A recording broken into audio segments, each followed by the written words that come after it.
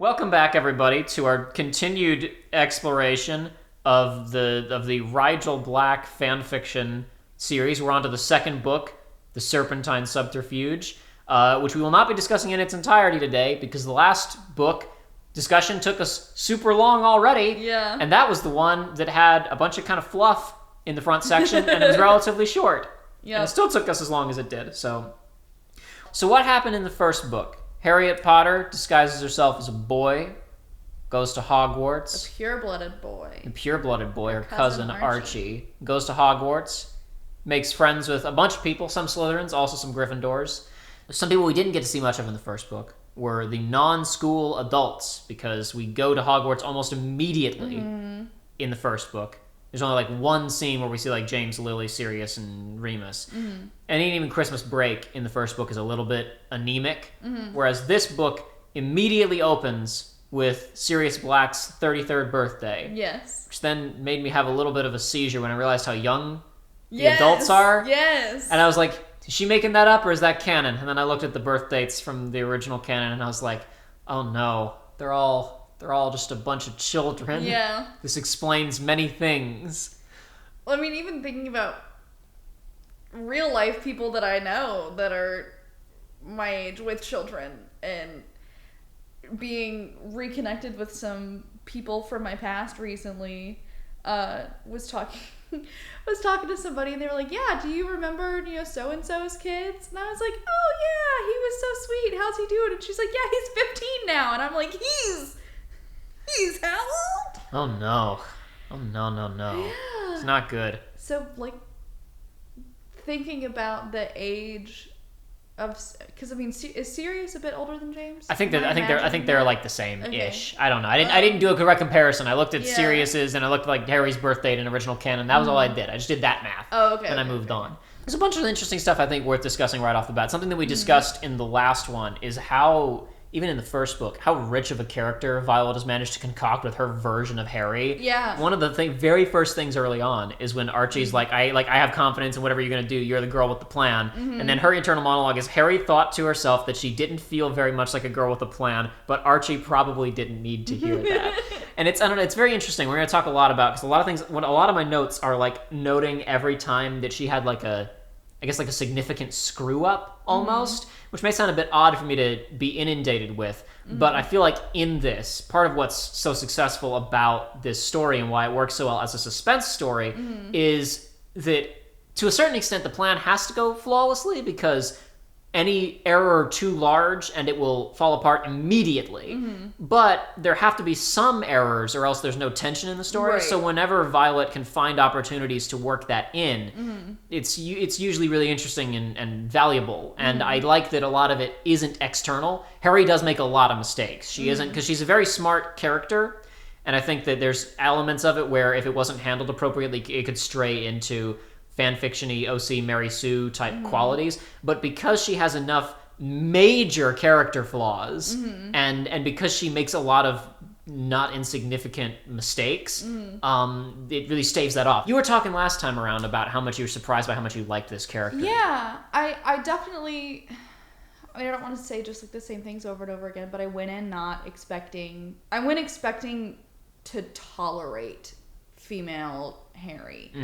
Instead of like and want to succeed and be genuinely interested in seeing where this goes. Like, I thought it was like, okay, I'm interested in seeing the world building and like the AU aspect of Voldemort not being Voldemort. And like, I'm interested enough in some of the other concepts to tolerate gender bent Harry. Yeah. And that is not what is happening at all. Yeah, it is, because I think I talked about, like, Violet said that a lot of the AU stuff that was more immediately interesting to you was specifically concocted because she was like, there's so many femme swap fanfiction, whatever. How could you do femme Harry and actually justify it and make it interesting? Right. Especially because she could not be further from the boy who lived. Because her parents aren't dead. There is a lot of just, I don't know what word I'm looking for, but just kind of average about I mean, obviously she's very gifted. Her background and personality. She's not an average person, as is constantly observed by her friends in their internal monologues. Right. But, like, there are a lot of really clever ways that she does find to at least tie this character thematically to the source material. Mm-hmm. And one that's apparent immediately is that both characters do not want to draw attention to themselves. Right. Harry doesn't like being a celebrity in original canon and wants to maintain a low profile. Harriet/Rigel is more concerned about keeping a low profile because of secrets than because of any direct fame. Though you still have a lot of outside circumstances constantly conspiring to thrust her into the spotlight, which in the case of the original Harry Potter books was occasionally putting him deliberately at risk, but mostly it was just putting social pressure on him. Here, it's social pressure constantly, but also social pressure is the life or death pressure. Right. I started talking about the adults and then kind of got off of that because we didn't see much of them in the first book. Right. What a bunch of jocks, first of all, which is to be expected, obviously. But it's like we never knew Diana, Sirius's OC wife, but it's like with her removed, you're left with like Remus and Lily are the only sane ones. Right. But it really does feel like she's being faithful to what we know about James and Sirius and that they were kind of assholes when they were kids. You know, they like these are clearly assholes who have grown mostly out of being assholes, but they still kind of like, especially since they've kind of when they've isolated themselves to this world of just them in their houses screwing around, they can still be that way, just with each other, not in like a professional where like there's like social pressures of like, maybe we shouldn't be douchebags anymore. You'll see a bit more like, I think I may have mentioned this previously, but you do eventually get to see a bit of James like on the job doing horror stuff. And it becomes very interesting to see the contrast of like the person that he is professionally and the person that he allows himself to be to like relax. And that is one thing that like I've appreciated how much has been drawn from the source material as far as like that huge cast goes. But without it feeling, and we've kind of talked a little bit about this, but without it feeling like really fan servicey or characters get screen time that feels appropriate for their role. Right. And doing that as well as not just throwing in characters for the sake of like throwing in characters. Like, I don't know. I like the way that the characters have been managed and just all of them feel really good. There's not a character so far that I've been like, that feels off. The way that the professors are used and how their dialogue functions, and even like just other like Alden and Rossier, I think. I don't know. That one. I think Alden Rossier is his full, and then the other one is Rookwood. Yeah. Edmund Rookwood. Those are their two names. I like them a lot, even though they're like kind of OCs. Yeah, they are OCs. Yeah, they're just concoctions. The last names I think weren't. Yeah, no, they're supposed to be like I think in universe it's like their parents in normal canon went to jail because they were Death Eaters. Right. Yeah. Or died. I don't know. Nor do I particularly care about the canon of characters who don't really matter to the context of the story. But I like them, and I like how they're inserted into the plot and kind of fill in that, well, we're purebloods and we have all of these like rituals and we're gonna hold you to them because we don't trust you. And I don't know, it's just all of the characters feel really nice. And scene construction is usually pretty nice. Like I think especially some friends that I've talked to about this are like this has got to be bloated with its word count. And I mean like it is in spots. But usually she's not only doing scenes that are important, she's usually doing scenes that are doing multiple things at once. Right. Like right up front at the beginning, I have in my notes really quickly, like when they're still even like, I think it's like before the pool party even finishes, Remus gives like a lecture, like she says, hey, what's the deal with wandless magic and like elemental magic? And he explains that, and it's like, you've got so much going on there because you've got Harry like asking an adult that she trusts who's clearly knowledgeable on the subject about something that she's trying to keep secret and doesn't fully understand because she's having all of her issues in the first book that she's still trying to sort out, right? She doesn't want to she doesn't want to ask about it too much at Hogwarts so as to avoid attention. Plus, it wasn't as important to the plot of the first book as it will eventually be to this one. I'm trying to remember like what kind of happens in the bits that you've read so far, but it doesn't matter. Anyway, but there's a lot more going on here than that because you've got like you're getting info about wandless magic, which is going to be important, like relevant stuff to understand about how magic works later on. And you're also getting buried info about the concept of shaped magic, which is mentioned there, where basically Remus is talking about wild magic is just energy, basically. When you cast a spell, you mold that inside of you into some kind of like specific form, and then you release that, right? Shaped magic will wind up being incredibly important to understand very early on in book 3. Well, I mean, we've already seen 2 really good uses of shaped magic. We saw it in the potion that she gave Draco for his birthday. Yes. Putting the shaped, like the levitation magic in there. And then in the amber, the amber-shaped magic for the modified Polyjuice potion. Yeah, so it gets used a little bit in this one, but it's interesting because she's burying concepts that she's going to use in really important ways later, repeating the idea a couple of times so you don't forget about it, and using it in a way that makes sense in context, and then doing other stuff with it later on. But even beyond like the exposition stuff and Harry's character stuff of like, I'm trying to get information about something for more, I guess not something character, like more plot stuff. You are also getting character stuff of we are now learning about Harry and Lupin's relationship because they haven't had any screen time together. Right. She's found an excuse to have these two just talking to each other for a second so we understand their dynamic. And we're also getting a good opportunity to see early on that Lupin, this is kind of not important for people who are familiar with original canon, but Lupin is a good teacher because I don't feel like this is a spoiler. He will be a teacher in book 3. Yay! Again. That's kind of, I don't mind saying that. I'm glad. I kind of like wanted to ask, but I didn't want to ask because I was like, well, I feel like Jacob's not going to give me a straight answer even if I ask. I don't feel like I don't feel bad about talking about that one. Yeah, I mean, since it's in the books anyway. Yeah. It's just like, I kind of understand that where we're going with this is indeed the basilisk, and the Chamber of Secrets has indeed been opened. Yeah, one of the only, in fact, we were talking about, like things being kind of superfluous fan service-y-ish, not too much. One of the only ones that feels that way a little bit is that Gilderoy Lockhart is the teacher again this year, and he has even less purpose in this than he did in original Chamber of Secrets, which is one of the sloppier of the original books. Yeah. And it's like, and so I thought, you may be thinking like, okay, since she bothered to use Quirrell and then Lockhart, even though neither of them really had much to do, maybe she will just maintain Lupin regardless. The Lupin's fun because that means there's someone else at the school who is capable of catching her. Yeah. So that becomes new problems. Right. I kind of wondered how that would go because, like, the new troubles that this version of Harry has in this version of the plot line. But yeah, it's important because we're establishing that Harry trusts him both as a teacher and someone like that she can confide in and ask things of, because that's going to be kind of an important role for them. Even later on in this, very quickly in the book, when she asks him to help with her workout regimen or whatever, because she gets PTSD from seeing a murder happen in a gang fight. Which was wild, but we'll get there in a little bit. It is interesting that these books mostly maintain a PG to PG-13 type rating scale, but she establishes very quickly in this book that she doesn't care, and Violet that is, and is like, here's a murder, just a lot of murder, but one right up in your face, and like from here on out, there's no rules.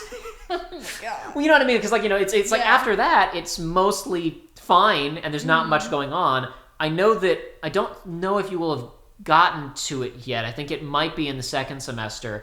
Whatchamacallit, the guy who's blackmailing her, whose name I'm Flint, drops the F-bomb at one point. No, not yet. Just in front of her, a 12-year-old kid, because he doesn't care. Yeah. And it's like, this is in a book that otherwise I don't think even says damn more than once or twice. Yeah. She writes very naturalistically for how certain characters would behave and certain characters would act. And this is what I've talked about with you previously about how I like that in terms of what's really quality about her suspense writing is that she doesn't play suspense music and cue up the tone when something bad is going to happen. It just hits bad you stuff in the happens face. Very suddenly, just like it does in real life. Which is, I don't know, I really appreciated that she's like, that for the most part, she commits herself to a tone of, this is a 12-year-old kid, but it's also with the understanding of, you're probably an adult who's read Harry Potter. Right. The later Harry Potter books are eventually written for adults. So instead of all of the villains and characters in this universe just conforming to the age rules for whatever the main character's age is, they're all functioning on their own rules constantly. Yeah. And they may intersect with the 12-year-old's world at any time. Yeah. And she's going to have to be able to deal with that, which is, I don't know. This may sound a bit odd, but I really like, it doesn't always work so well. I often like when when younger characters get inundated and stuff that's way over their heads. Sometimes a lot of science fiction and fantasy writers can take it a little bit too far, like how in Ender's Game those kids are all like 11 or whatever, and how in the books for Game of Thrones, like Jon Snow is like 14 or something at the beginning of the series. Anyway, what else have I got in here? I love that Harriet has a lengthy boy. It seems like my magic ignores many of the lore rules that I'm learning. But then has a very Harriet line of thinking to close it all off. Quote, all in all, she still didn't understand a lot about the way magic worked, but she supposed she had enough to be getting on with. But it's another thing where like it's more related to a lot of my other conversations I had about Kingdom Hearts crap over the years and other things. Not Kingdom Hearts specifically, just like lore in general. It's like you can give people false lore. You can give people false information and swerve, but it's important to handle that carefully. And it's like, and we're given directly contradictory information in these books, but it's very apparent that it's supposed to be contradictory. That the characters who are giving information or observing things don't properly understand what's happening. And that Harry is weird somehow. That her magic is weird. Or perhaps that her handling of it is weird. It's unclear as of yet. It seems like both.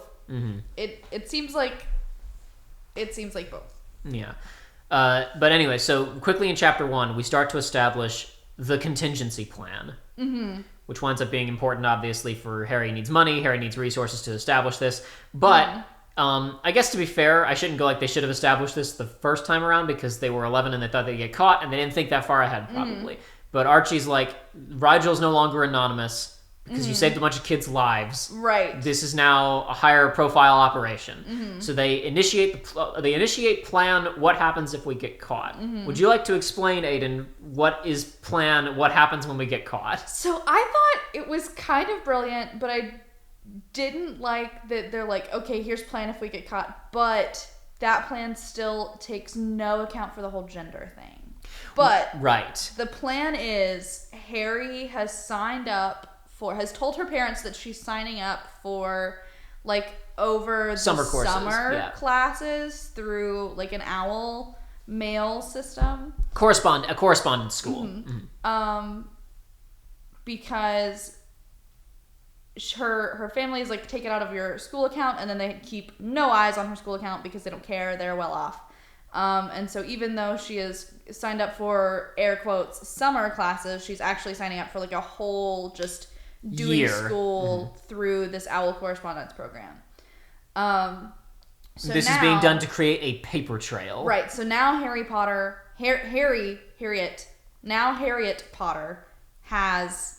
she has gone to school through this owl correspondence program. In addition to Harry going to school through this owl correspondence program, Harry gets a job brewing potions for Crate, which I think is hilarious. I love that that's his name. Every time she picks up crates from Crate, I want to jump out a window. No, I love it. Serpent's Storeroom is the name of the apothecary in Nocturne Alley. Nocturne, yeah, not Diagon. Yes, she gets this job so that she can also pay, not out of her school account, for a cheap apartment. For an apartment. So she has the paper trail of she's going to school. I keep wanting to say online or virtually because that is our reality.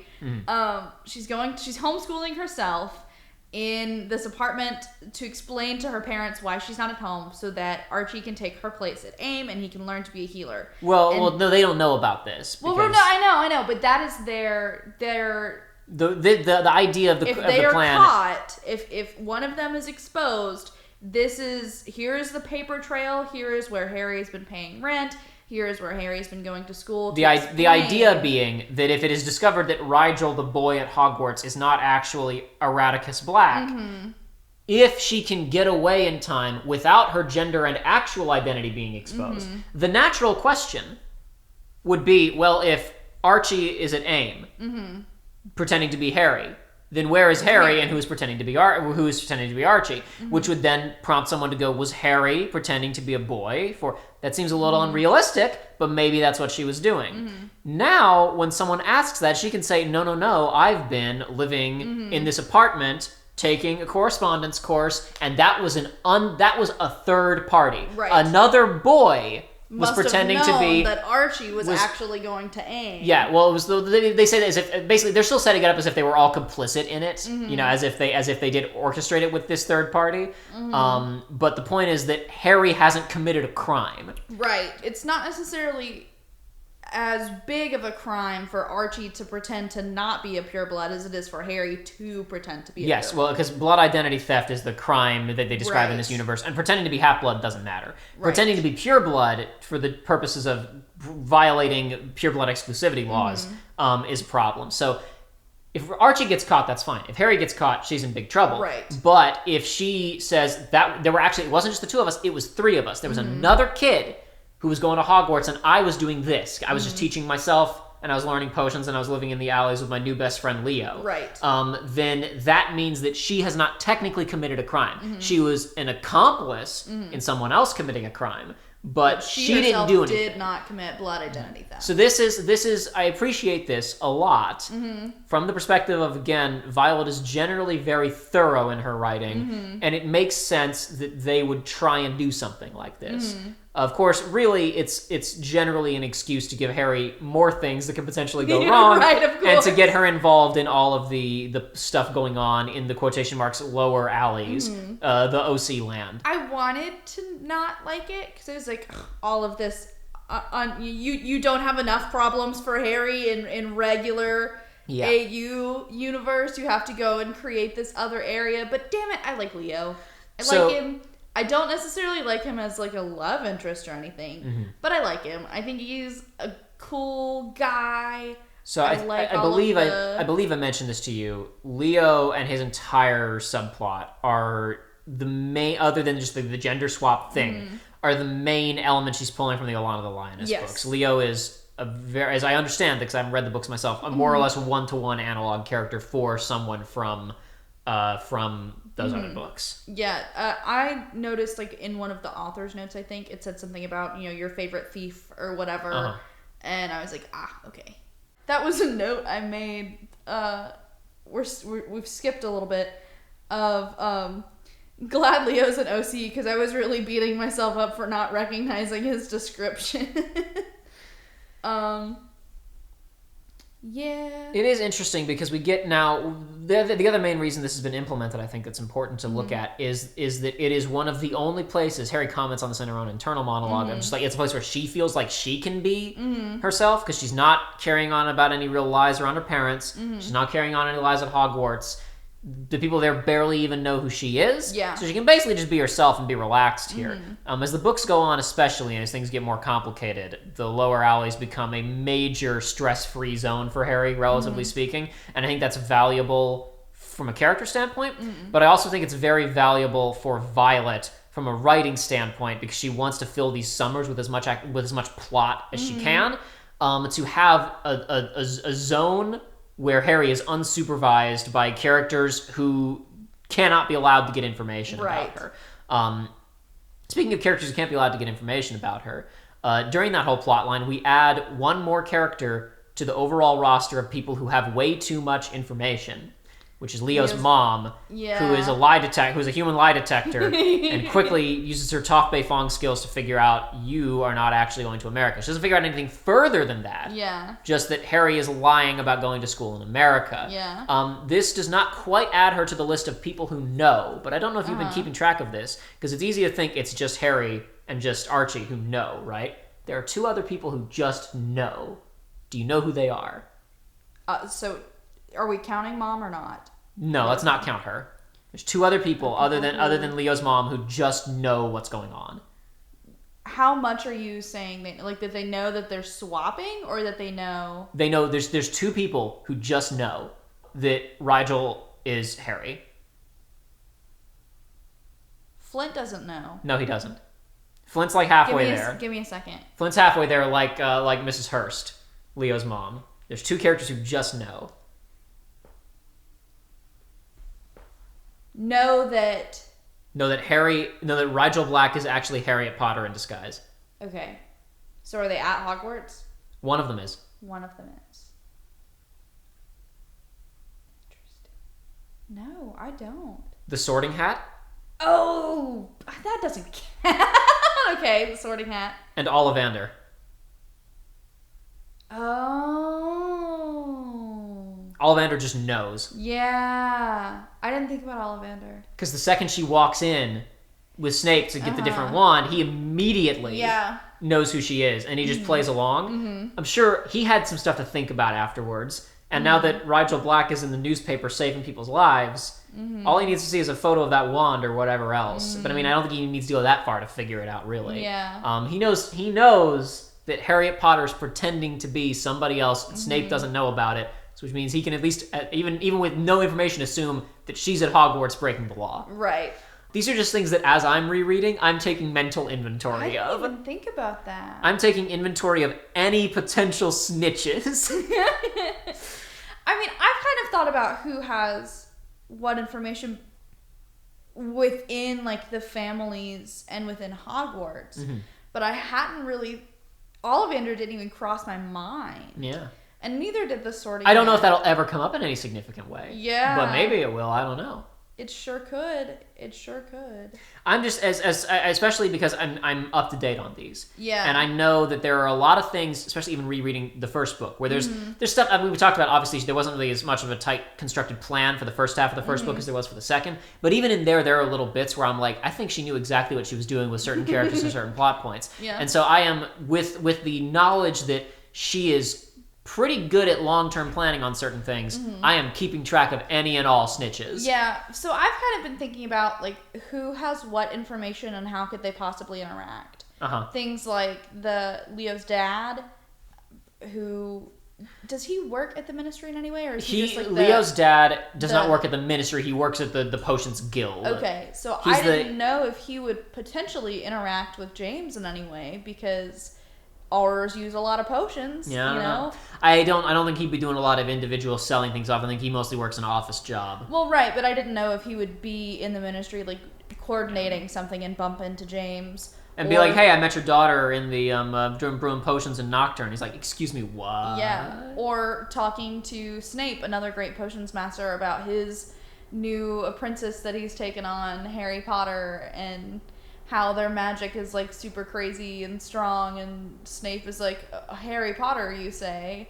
Well, to be fair, a point the books make over and over again, which is a fair one, is people, if they aren't looking for deception, it's relatively easy to deceive people. Because who would predict that they were doing something so audacious? Right. There's something I really like from the now disgraced Max Landis wrote a brief line of Superman comics called, I think, American Alien or something. Okay. And there's a great bit in that where everybody in Smallville knows who Superman and Clark Kent are. And some of Clark Kent's friends come to visit him from Smallville, and they get off the train, like, where is he? And they look over, and he's like, hey guys, over here, and he's waving to them, right? And he's literally standing underneath a giant Superman mural. And they're walking around, they're like, Clark, what the hell are you doing? You're gonna get caught. You're not wearing a mask, you're just walking. And they're like, seriously, do you just, like, wear the glasses all the time? That's not a good disguise. And he's like, oh, I take my glasses off all the time. And you know what people say to me? You look just like Superman. Because who would be looking for it? Right. No one thinks Superman has a secret identity. He's just some alien. He's Superman. Right. And so in the same vein, it's like, so I mean, it is going to come up eventually. The other characters are going to, like, eventually, pretty quickly in book 3, there's comments about, like, oh yeah, Harry's also really good at potions or whatever. And Rigel's just like, oh yeah, Harry's good at potions. She's also quite good. She might even be better than me. And no one is like, that's not suspicious to them. It's just like, what a pack of weirdos, you know? And there's other stuff where it's, you know, it pushes against the boundaries of their, of the plausibility of what they're doing. But like, no one would ever believe that they were doing this. Right. You could walk up to Snape and tell him, and he wouldn't believe it. And it's just much more plausible that they're both good at potions and they're both good at healing than. And especially, like, with the, I think we are jumping, I'm jumping a bit ahead, at least, where they take the modified Polyjuice potions and then both, like, go back downstairs, and their parents are like, wow, you guys look crazy similar. And, you know, Sirius makes a joke of, like, oh, you know, I'd say she looks a lot like me, wouldn't you, Lily? Yeah. And that is more plausible than they've... altered themselves to look like each other. They have created a brand new version of Polyjuice potion, and they are enacting the crime of the century. Right. But yeah, and that whole thing is like that's an example of what I do, like what's valuable about really spending a lot of time developing lore occasionally, because sometimes you don't need it. Sometimes you want something that's a bit loosey-goosey and doesn't have restrictive rules. You don't need to go into that much detail. Right. Like a lot of people make fun of the original Harry Potter books because they're kind of a bunch of nonsense. I don't really particularly care because for the most part they're just fun. They're just like kind of fun romps. Just because they're originally written for 11-year-olds, I don't really care that they use the world's slowest bird to deliver their mail when they can all teleport. Yeah. And I mean, you and I have had many discussions about how like. And it maintains a little bit in this one. The Wizarding World disrespect for the Muggle world is insane. Yeah. Where if we went to actual legit war with Muggles, it's like, okay, sure, when you've got the ability to like do Imperious Curse or whatever, you know, that's valuable. But guess what? You Imperious one member of that SAS fire team doesn't matter because the other 3 just killed you with their MP5. Right. It's over. You could do a lot of damn damage with your small numbers, but as soon as people figured out what was going on and started to catalog your abilities, you know, it'd be a pretty violent exchange. And I don't know. I've always found it interesting the dismissal that they have for Muggle society when it's like really. They can do a lot more stuff than you can in some ways. Yeah. They did it through their smarts. But that is something, actually, a theme that Violet kind of plays with. Not so much the specific angle of Muggle development, but of, like, that wizarding society is complacent. Because it's like, oh, we figured out how to do these things with magic 5 centuries ago. There's no reason to improve it or to change anything because we got it handled. It's easy. It's magic. We don't have to. We don't really have to adapt. You know, they haven't had to develop more advanced medicine because we kind of got it already. We can do it. So they just stopped. They kind of stopped developing and appreciating new and innovative ideas in a lot of ways. Anyway. You have a potion that'll keep your body from atrophying and all of this stuff while we take our time to figure out something else. You know, there's no reason to... Yeah, I get what you're saying. I don't know. But the point is that like when you decide I want my character to develop a hitherto unheard of version of a potion that lets them change their appearance for 1 whole year, and like why doesn't this exist commonly? You have to create good in-universe justifications for why the character figured that out. And it's like there's basically noted that like, you know, if you do a full change of your body with Polyjuice long term, it can cause serious damage, and no one will really want to because you can't deactivate it quickly and easily. And that was something I put in here was the quote of that. They would be unable to resume their original appearances immediately if the need arose. Not that she thought such a need was likely. And then I put, oh boy, if that ain't foreshadowing, I don't know what is. The main advantage of it is that like they don't like she doesn't need to deactivate the Polyjuice to pretend to be Harry or activate it to pretend to be Rigel. That's kind of the whole point of the modified one. The scheme, because they're blending their appearances, which is the justification of how she invents this thing. Because no one would want that specifically really except in this stupid circumstance. So she finds this ancient method for a totally unrelated thing. It's you know, when you see that type of stuff and you have a character doing something that should be kind of absurd and you can maybe even argue overpowered or whatever, like of why is this character smart enough to be able to do this, it's valuable to build into universe. The character didn't just walk off and say, I figured out a solution. I added 2 different ingredients and now I can do this. It feels better when it's earned, that it feels like a clever solution based on cues that are there. And in the particular instance of modified Polyjuice potion, it's just told to us in the course of a couple of pages that she did this research and found this and she thinks maybe it'll work and then she tests it. More often than not all, I guess, I don't know, very frequently in these books, the same type of thing will happen, synthesis of disparate ideas to find a clever solution, but instead of it being researching a specific problem, we'll have been given the disparate pieces throughout the story. And then Harry will be able to combine them using her wits. And her ingenuity. In terms of like characters, like talking about characters like not feeling superb, I just have a note here that's kind of a side thing, but you were talking about how characters mostly feel valuable and relevant. We're going pretty slow, obviously, but there's a lot to talk about. I still have notes here before we're even on the Hogwarts Express. Same. There's a bit where she's chasing after a pickpocket.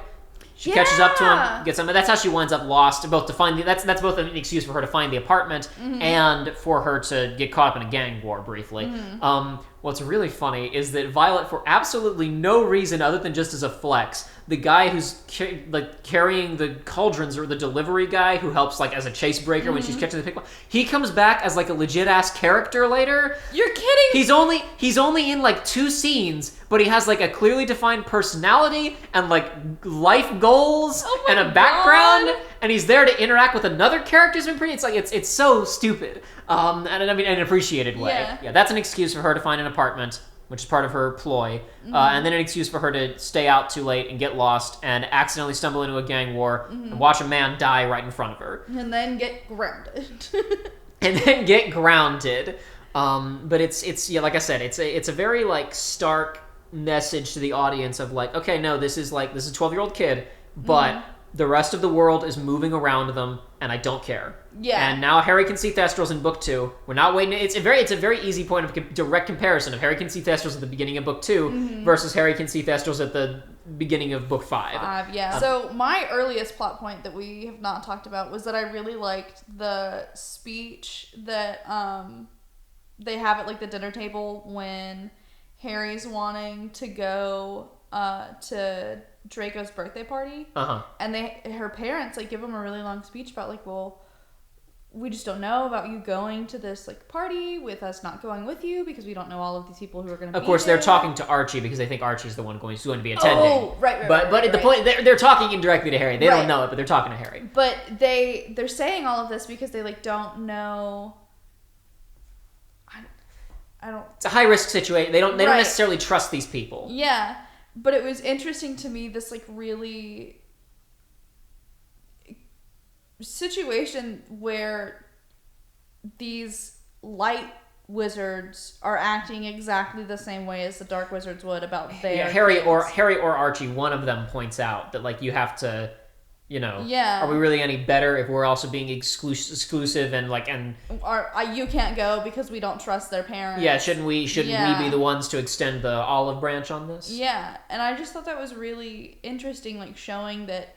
To be completely fair, we as the audience understand that slightly different ripple effect, and these people would have been actual murderers. Yeah, so they're not necessarily wrong. No, I just liked that was included. Oh no, there's a very major aspect of this entire story, really, is about societal tension and perhaps even more so societal change. Observed mostly on a small scale because it's about how Harry, as Rigel, is impacting the prejudices of her friends at school, which again is what I talked about. I think that's the real reason, the real value to her being put in Slytherin. Again, it feels in many ways like Violet is saying, all of these like stereotypical fanfiction choices, how do I make them matter? And it's like you put Harry in an especially racist world, pretending to be a pureblood, surrounded by these people, and she now has to navigate this environment. And we haven't seen a lot of it yet because she hasn't had a lot to say about her cousin, quotation marks, Harriet Potter. Yeah. Well, and they're also still 11 and 12. Sure. The kids themselves that she's surrounded with have the ideology and they're embedded in it because of their families, but they don't necessarily understand the implications and they don't necessarily hold the ideals themselves. I think that's really interesting, honestly, the perspective of that, because you're looking at these kids who are very young, who have been raised this way, and it's, on one hand, it's very dark to see that, like, you have these kids who really don't understand how the world works and what they're talking about, who are already so ingrained into these ideologies and worldviews that are so hurtful and damaging. And on one hand, that's really interesting and a little bit bleak. But you do also have this element of, because they're 12 and 11 and whatever else, there is still some potential there, you can tell, for cognitive flexibility. Right. Where there is a potential for their outlooks to be changed. And we are left to hope that, you know, I mean, obviously we don't know where the story is going to go, but you're left to think, well, in the scenario where things go on and on and on and on, and they're very close friends with this person who, at minimum, is endorsing half-bloods, but who could eventually be exposed as a half-blood, how could this impact their worldview? Yeah. And this is such an interesting tension that exists in the entire story.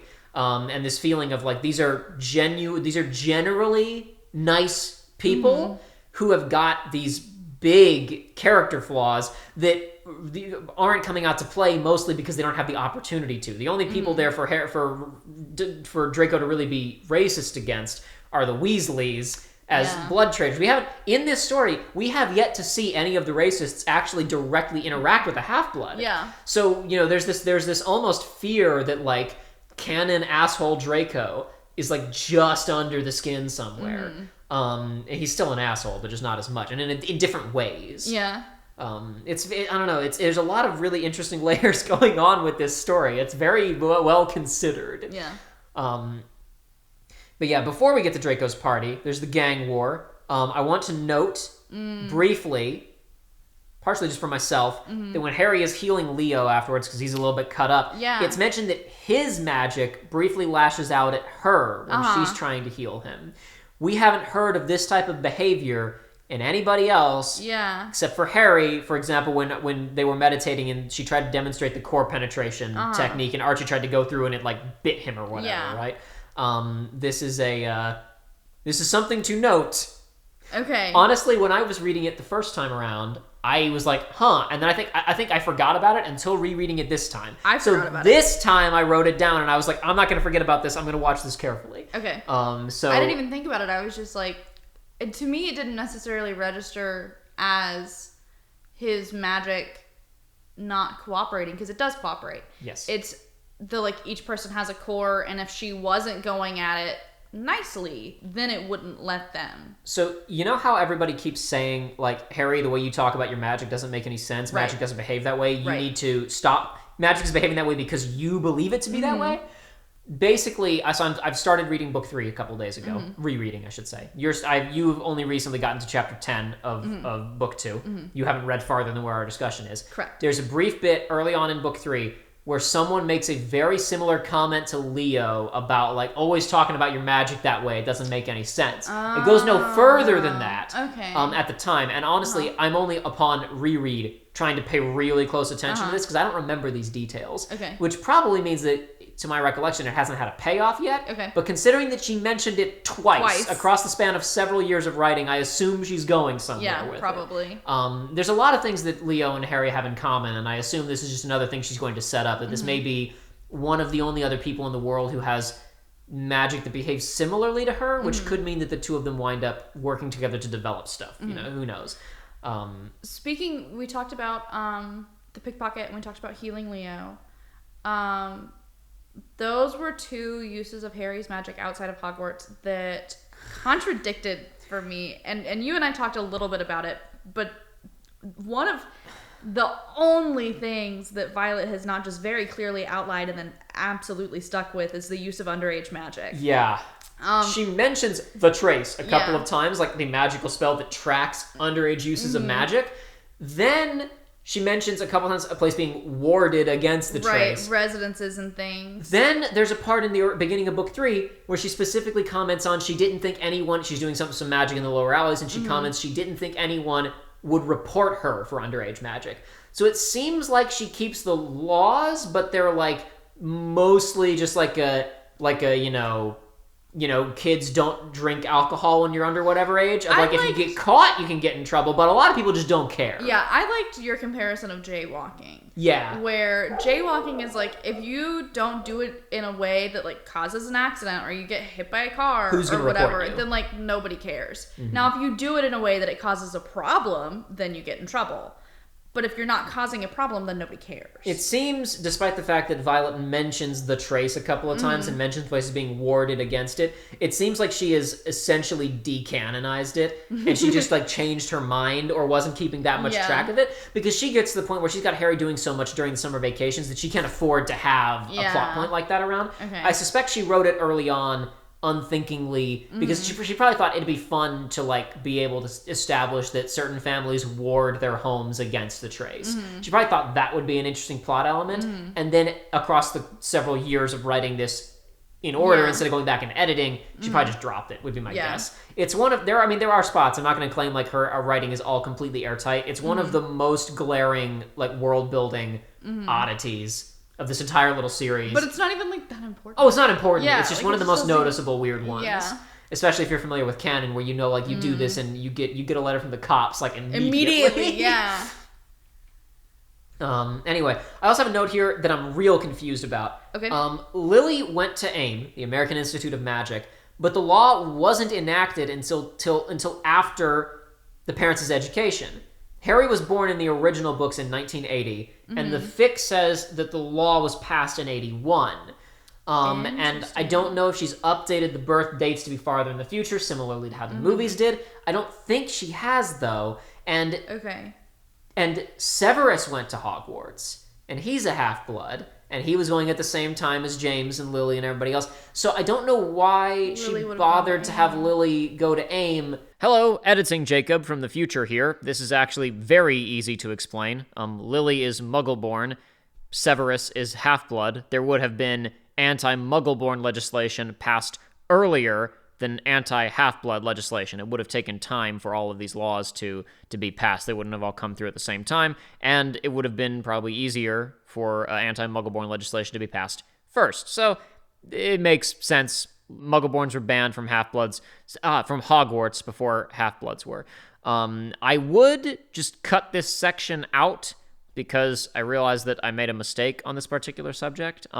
But some of this discussion leads into some other stuff that is kind of interesting, so I'm going to leave it in. But yeah, the Lily not going to Hogwarts thing makes perfect sense. That was just a momentary lapse in logical deductive ability on my part there.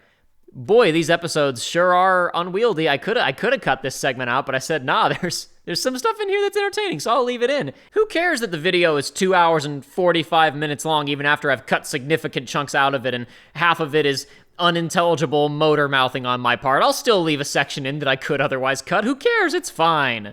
It seems like there should have been some, if this was done deliberately, there should have been some point where we paid more attention to it. Well, where Lily said, so Harry, tell me how's AIM?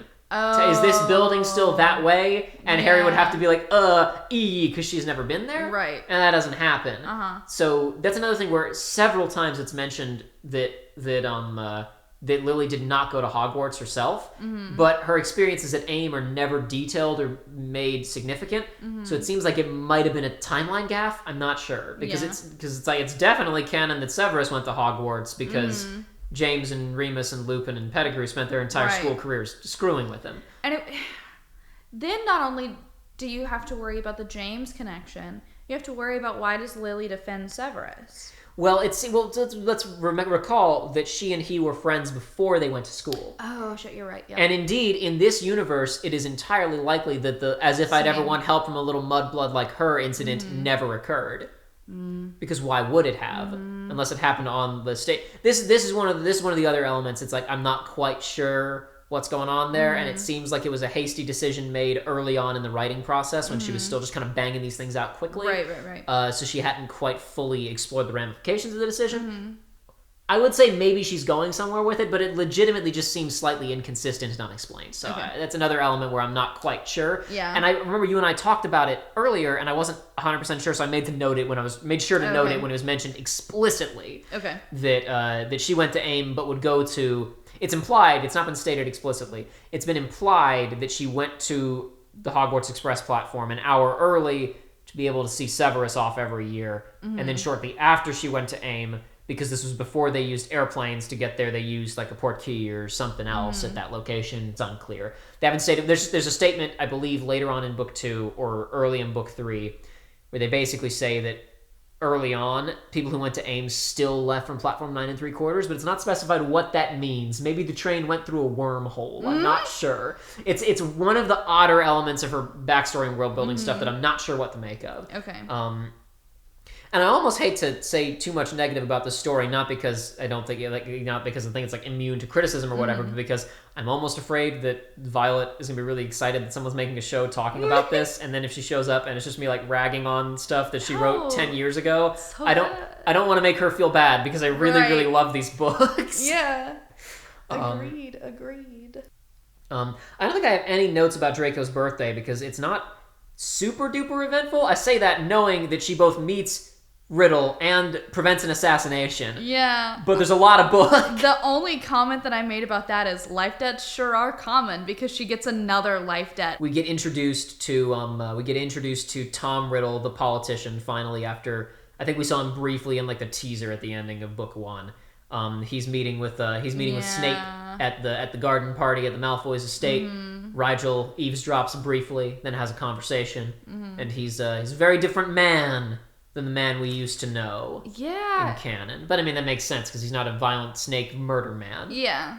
He has a nose. We will see significantly more of Mr. Riddle as the books go on. See, book 2 just gives us a little whiff, a little taste. Of course, you've seen him one more time because we see him again at the New Year's party, but we'll get to that because that's chapter 10. We're probably in like chapter 2 or 3 something right now. I don't even know what. I don't think I have anything else about the summer vacation. I'm pretty sure I just have stuff going into the Hogwarts here now, though. Unless you have anything else you wanted to say about the business there. Yeah, no, the only thing that I have, like, with the comment about, like, meeting Leo for the first time, I just added later, like, when he finds out about the apartment, like, surely it couldn't be his Harry. And I don't think it was meant to be possessive. I don't think it was meant to be, like, my Harry. I think it was meant to be, like, the Harry that I know. But I was just like, you are old. You are an old man. You keep your mitts off that young girl. To be again, it must be remembered that he's like 16, I think. Yeah, but Harry's 12. No, he's 16. I was gonna say, Anne thought that Harry was a boy for the first several weeks of becoming friends with him. I understand, but at this point, like the first time I read it, I was like, his Harry? No, sir. And then I was like, he probably doesn't mean it like that. And I kind of calmed down a little bit. I will say this: some people I've seen in the fan base take a little bit of umbrage with Leo because he seems a little bit creepy with his interest in this younger character. I don't think. I think at least for me reading it, and having been a 12-year-old girl who had friends with older brothers and things like that, and like interacted with 16-year-olds, like not in a weird way. You absolutely can interact with a 16-year-old not in a weird way as a 12-year-old girl. Yes, and especially for a 12-year-old girl, like with the maturity level and the just like Harry's still a little bit naive, but she's not stupid. And that to me is like what makes it where I'm not creeped out yet. I will throw that yet in there because there's always potential. I am interested to see what you... I will say I like Leo. I like his implementation of the story for the most part. I think he's an interesting character. Going forward, I will be interested to hear some of your thoughts on that subject going on later. But we'll return to Leo in a little bit because we'll have a little bit to say about him when we get back to the summer vacation. Yeah. I mean, not summer, winter vacation. Yep. Mm-hmm. When he just ambushes her with the apartment. Leo does not... he is a very direct person. Yeah, he does not pull punches. He does not waste time. No. If people are watching this and listening to this and haven't read the books, they may be baffled as to how we can have been talking about this for an hour and we haven't gotten on the Hogwarts Express yet. Yeah. You have simply underestimated these books. The fourth book, we will record in multiple parts our discussion of it. I am confident the first part will not get to platform 9 3/4. Oh, wow. The summer vacation of 4 is quite dense. Okay. Anyway, well, I guess one thing, because we were talking about Leo and the alleys, and there's there's not as much going on in this one. There's one plot point we forgot to talk about, which is the marriage law. Oh, yes. Because while Harry's cooking up her contingency plan for getting caught, the family at large is cooking up a contingency plan for another matter altogether, which is the impending potential passage of marriage legislation, among other things. There'll be another discriminatory policy against against half-bloods and muggleborns. The idea being that if a pure-blood proposes marriage to a half-blood, it would be compulsory. The half-blood would be required to comply in the marriage. However, this would... Where was my brain going with that? This doesn't include muggleborns. This is specifically directed at half-bloods. So basically, this is something that was happening a little bit in the background of the first book. I don't know if we discussed it in the first book. The scheme with the sickness that has been used as a potential political tool against Dumbledore to try and discredit him, was planted by Tom Riddle's party, try and discredit him, reduce his political power in the run-up to this marriage legislation. Now that legislation has been pushed back because the climate is not favorable to try and pass it. However, due to information that Harry, as Rigel, shared with her parents in the previous book via letters, they've looked into the situation. They understand a little bit about the law, and though it has been temporarily tabled, they suspect it will come back later. So they have arranged a fake marriage contract, basically, between herself. I mean, it's real. Yeah. Between herself and Archie, with the idea being that they can dissolve this at some point when they're older in the future. They can just not get married and then dissolve it whenever Harry finds somebody, right, or whatever else. And this way, if someone does approach her, she is technically spoken for, right? So she cannot be forced into anything. Yeah, there's some reason that it's good for half-bloods in general to want to be with purebloods. There's some advantage. There's this. It's now been several weeks since I read the beginning of this book. I know they mentioned some kind of bonus feature to it, but I don't recall. Yeah, there was some benefit to make it more appealing to the half-bloods, but whatever it was not appealing enough for Harry to feel that she should start seeking out a pure-blooded beau. So that marriage legislation thing is just kind of, it's worth bringing up, because I'm not sure if we mentioned it in the first discussion video. Yeah, I don't think so. And it's a relevant thing to keep track of as the story continues. Yeah. But anyway, Harry goes back to school now. Yay! What happens then? A lot of stuff, I suppose. She's doing potions brewing with Snape. She has a private lab now. I forget if she was given a lab in the first book as well. Mm-hmm. So there's not a ton of immediate math. I guess the biggest change quickly is that she gets peer pressured into being on the Quidditch team. And is exposed as a parcel mouth at the welcome back feast, uses it to talk to the snake that one of the other kids has I brought don't along. remember whose snake That's it was. Adrian something, I think. Pusey, I think. Pusey or whatever. I only know his name because they say it in the Quidditch World Cup video game. I think that she tells Draco, Pansy, and then Rookwood and Alden find out as well. But I think that's it. And we can assume that Selwyn, or whatever her name is, Alessana Selwyn, Rookwood's girlfriend, knows. Who's we're jumping around randomly all over the place. Yeah. What have I got written down here in my notes? I don't know. That was my first note. After when they get there. Was that I liked Draco joking about the perception of Malfoy's. I like that he's a bit jokey about it. And I said I expect that he'll grow out of it some, as well as growing out of being over the top to play along with it. But I think it's just right for 12-year-old Draco to be yes, as a Malfoy I am dignified. It makes a certain degree of sense that. I mean, to be clear, I'm not going to try and justify everything as butterfly effect, because you can do that all day long. It's clear that just Violet is taking some creative liberties with his character. But there is a certain degree where you can look at it as Draco Malfoy is being raised the son of generally respected figures in society who have probably never considered murdering people because they weren't mentally poisoned by a crazy Nazi. Right. So his background and upbringing is probably fairly different, as opposed to growing up being told by his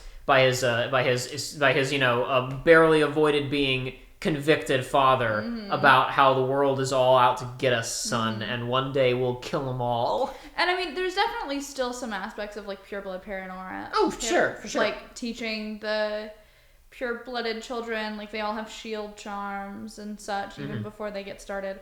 But definitely, not to the extent of sometimes it's okay to kill your enemies, Draco. One thing that happens pretty shortly after Harry gets back is she starts doing kind of workout regimens that she's been developing with Remus. Yeah. While Harry's doing one of her little morning workout routines, running around the castle, there's a bit where she's kind of reflecting on what happened to her over the summer with the fire and then with the gang fight and seeing the guy die and whatnot. And this is, I think I mentioned in the first one because you were talking about being a little bit miffed with the whole like the trope of trauma makes you stronger or whatever. Yeah. And we're starting to, and I said I'll be interested to see what you have to say about this as it goes on. There's a passage here where because basically Remus tells her like, you don't process things. Yeah. You let things happen to you and you say, okay, got it, I've dealt with it now, and then you move on. You don't actually like let yourself be changed because of it and internalize it and become okay with it. You just like you shove it down somewhere where it isn't going to bother you anymore, and then you try to move on like it didn't happen. There's a quote that I just copied down the entire thing. I may cut around the actual reading of this. The Night of the Fire, for instance, had been the kind of event that deeply affected a person. She had first broken down a bit, but after crying on Mrs. Hurst's shoulder, she'd accepted it. Next, Rigel had used the events as fuel and impetus for changing herself for the better. She had started learning to protect herself and others around her. Then, once the experience's usefulness was past her, she ignored it. Apparently, however, ignoring it was not enough, and using it as a springboard for personal change was not enough. Rigel was missing something, some step in the process, but she couldn't figure out what it was. In many ways, the story of the Rigel Black Chronicles is Harry figuring out what that step is. It is not in its entirety, but a very significant part. I mean, you can observe this from what you've read, obviously. Harry has real problems with keeping things bottled up inside of her and not really processing her feelings and the things that happened to her in her life. Among many other issues, Harry has a lot going on that she needs to deal with. This is another reason why she doesn't feel too OCE and like Mary Sue-y to me, because they're not super apparent all the time because she is fairly competent. She's fairly heroic. Most of her character flaws have entirely to do with the way that she treats herself. Yes. She hurts people around her sometimes. But usually like very unintentionally, and it's pretty few and far between as well. I mean, even if it's unintentionally, it can still be character flaws. Yeah. Because she doesn't really treat her friends terribly fairly all the time, for good reason. Yeah. Because she can't talk to them about stuff. But she is hurting her friends even if she doesn't realize it. And all of the, like, sneaking around and stuff that she, like, kind of says she's trying to, like, make a point of not doing this year that she was doing the first year. Like, that was not great. Not necessarily the best way to go about, like, making and keeping friends. Which, to be fair, she didn't want at the beginning, but she definitely got and was stuck with them. So, like, could have treated them better. Yeah, then I have a lot of notes in here. It's fun that Harry messes up semi-frequently. In the hospital wing, she lies about her interest in 6th year transfiguration material. Then Percy immediately calls her on it because she's already fed him the cover story. So now all 4 of them are suspicious of her, and she is forced to deflect to, "Hey, so I hear your sister's dead over there. What's up with that?"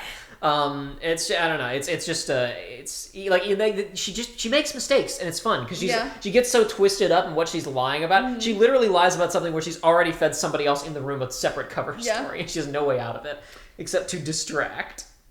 We skipped a totally important plot point. Lily Potter is pregnant. I'm not sure that's technically been revealed yet. Yes, it in has. Our chronological progression. I have it. Maybe not confirmed. You were writing down your theorizing because it's incredibly blatant instantaneously. You were texting me about it. You texted me like, "Is Lily pregnant?" And I was like, "I don't remember that. What about Ice Mice? I don't remember that part. I haven't gotten there yet." I was totally messing with you. No, so where I am, it is like confirmed. Yes. No, where we are now. I mentioned where we are linearly going through. I don't know the I went in and added this like second one. I don't know where it was chronologically, but the "is Lily pregnant" in all caps is before Pink Cauldrons. You wrote, because it's the first hint is before they even leave for school, and it's like it's not subtle. It's that she's like it's very directly said. Yeah, I've been craving this specific thing lately, and it's like if you're reading a book and you're like, why would this be here if not for it's one of the least subtle things that happens in the entirety of the whole little series, and that is including the fact that we immediately, our introduction to Ginny Weasley is she's passed out and talking to a voice in her brain. I still think that the thing with Lily being pregnant is less less subtle. Maybe it didn't seem super obvious to me because I already knew that Ginny was the role that she will be playing. That's my point. Right, maybe, but I don't remember meeting...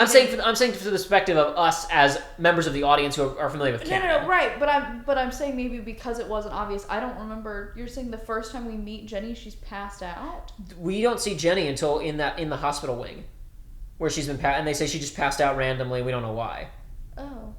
Or we see a bit in the hospital wing. Yeah, where they were I remember Jenny that now. I just thought we'd talk to her before. No, then. that was the introduction of Ginny's character in this permutation yeah, of the story. Yeah, that was pretty on the friggin' It's very like it is. I mentioned it's one of the difficulties of this story of these is that I'm not sure that Violet is a great mystery writer in the first place, and it's hard for me to even judge the effectiveness since she is using mysteries we generally already know the answer to in many of these instances, because we already know people's allegiances, we know what's going on, and so while we don't know exactly what's happening with Ginny in this, it is fairly easy for someone who's familiar with the material to wager a guess. So unless she's doing a head fake, then we can kind of Lee Jordan's coming back and lives inside Ginny's mind palace.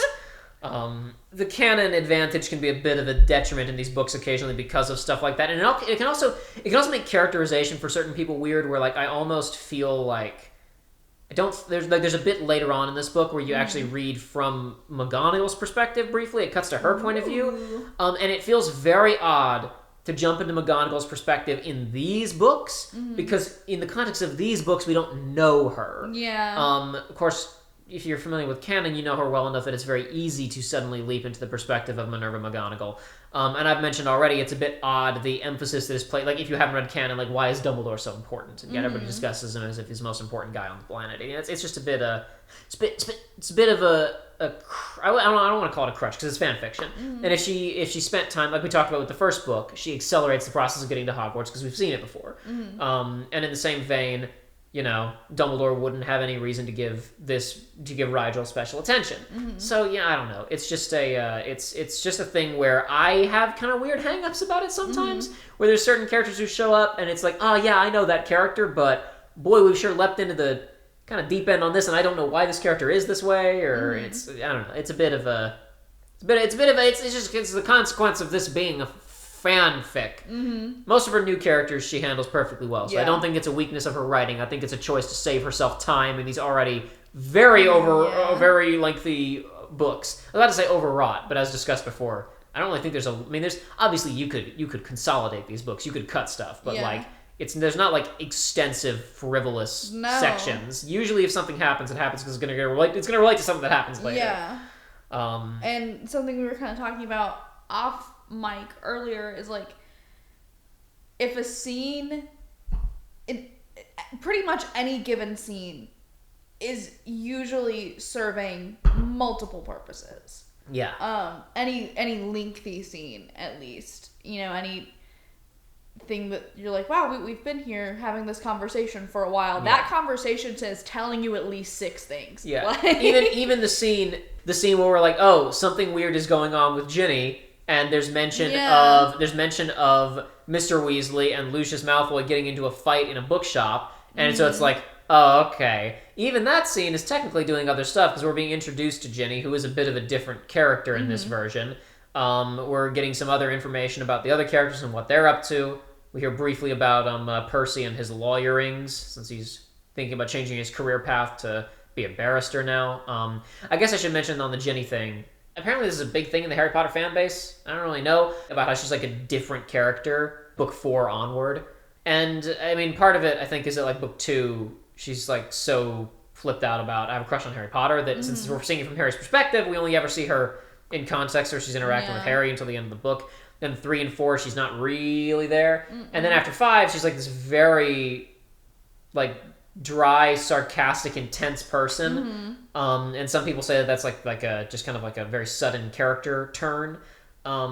If nothing else, it can be argued that Violet is trying to write her to sound kind of like she does in the later books, pretty much immediately. Yeah. I have noticed that she's a little bit abrasive. Is abrasive, but like she is towards the end, because when I was reading the originals, I don't know, I didn't really think much of her until I was kind of forced to, Yeah. at the first several books. I'm like, whatever, it's Ron's little sister. Like, you stupid sister. Stupid little sister. Don't crowd the famous friend. There are definitely some characters who get lost in the shuffle. Yeah. And when you get to the back half and it's like, now Neville and Ginny and Luna are like part of the squad. Mm-hmm. It's like, and Ginny is like Harry's soulmate or whatever, and you suddenly realize she hasn't had any substantial screen time until really like book 6, ending of book 5. It's a real problem. Yeah. At least Luna gets so much screen time in book 5 that like by the end of that book she does feel like part of the crew. Yeah, I like Luna more than I like Ginny. I think most people. I mean, Luna's more interesting than most of the entire cast of Harry Potter. Yeah, I don't think it's really controversial to say most people like Luna. I like Luna a lot. It's another area where I respect, because we talked about how Violet's got a lot of restraint on the fan service front. Mm-hmm. Luna is almost not in these so far. Yeah. I mean, like I'm saying, up to publication date. Oh. Like, she's barely in it. I was skimming through some stuff, and I realized, I'm pretty sure, if I recall, I'm pretty sure, Luna Lovegood's name is only uttered in, like, the third to last chapter of book 4. Did we not get anything with her when we met the Thestrals? No, because she's a first year, and she would have been on the boats. Sound good. We interacted with Selwyn. She's a first year. She's in Ginny's year. I'm not sure I realized that she was a year younger than... There is a very, very brief and subtle, I guess not subtle if you're looking for it, cameo appearance by Luna, not in name. Just like, you're like, oh, that's obviously her over there in the distance in this scene. But I'm pretty sure her only, like, scene where she has dialogue is towards the end of book 4. There's not a lot of reason for Harry to be hanging out with her. I know. I know you're saying I know, but I'm saying I appreciate, because most fan fiction are desperate to shove their favorite characters in there, and Violet is really using the characters who are functional for the most part. We talk about like the new characters she's developing and stuff. When I say for the most part, it is. I've got something written down here. Like I'd forgotten about some of the little escapades in book 2. Like there's a bit where Blaise winds up helping Rigel with the wind chime thing, the conditional transfiguration. Mm-hmm. I'd kind of forgotten about that, and that he got to go and participate in a little hijinks scheme with Rigel in this one. Because I can't recall if Millicent and Theo, the other kind of 2 member of their friend group, ever get like really significant scenes or even minor little adventure hangout scenes with Harry. Individually. And it makes a certain amount of sense because Blaise is clearly the most observant and possibly smartest of their entire little group. But like it's a bit interesting because, how do I put this? I got some notes. Maybe I should use my notes. That's what they're there for. Blaise is like one of the smartest folks that's actually in Rigel's year, it seems like, and he's got these little scenes, and Millicent and Theo got these little scenes, but it doesn't seem like there hasn't been a lot done with these 3. They're kind of just there in the wings as extra people in the peanut gallery. They're a little bit more than literal voices in the crowd. They have personality traits. They have skills and interests, and like their voices are distinct enough within the little group. They're like, okay, I kind of know who these people are, but they're in like this. They're in this weird characterization twilight zone between I have no detail because I'm a background character and I have a lot of detail because I'm a major supporting character. They're in this odd nebulous zone of characterization where it's like I feel like they're in between having like they're like for background characters they have too much detail. For major supporting characters they have too little detail. Yeah. It's a bit odd. But that is a consequence we already talked about of the entire like structure of these books, which is that because of all of Harry's nonsense, the other characters can't participate in the adventure in the same way that Harry's friends could in canon. Right. Which does mean that, to be fair, a lot of Violet's books then turn on social stuff so that the characters can be more involved.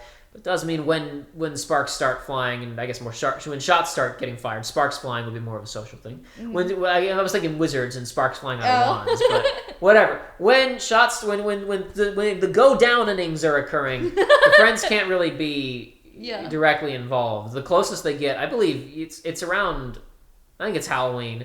There's a bit where Draco and Pansy simply assume that Rigel has run off to go and investigate the explosion. She actually went she to actually go had spread not. George. She actually had not done that. She was doing something incredibly responsible. Yeah. And that that's the closest that those two get to being involved in the ridiculous Harry Potter shenanigans in this book, or in the front half of this book, I should say. More just more fun stuff about he's talking about Draco. Okay, he's an asshole, but he's also a decent person. So how does that manifest? And one way is that when Harry receives a letter from Archie, while she's reading it, Draco just reaches over and starts browsing the enclosed notes and the syllabus that he sent over. He's just whatever. She left it there. I guess I'm just gonna go look at it. I'm gonna take a peek and see what I can find. And there's in the follow-up, Draco and Pansy, they're impressed with Rigel's commitments, but they're a little bit concerned. I think one of them literally says, you're going to run yourself into the ground doing this, which this is, again, I was talking a second ago about Harry coping with certain things happening in her life. This is, it's been pointed out before, and I'm going to point it out again as we continue to talk about this book. Another really important thing to be able to observe and key into early on in this storyline is Rigel's workaholic tendencies. Yeah. I don't want to talk about it too much, other than to just say keep an eye on Harry's work ethic and how it impacts her going forward, because it gets interesting. Talking about the mail, though, I thought it was interesting because I think it's Zabini that is kind of talking about it on the train.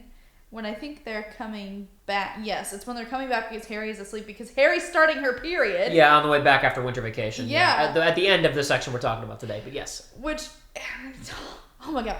But anyway, when Blaise is in the letters to her family, she's just pretending to be somebody else. Yeah.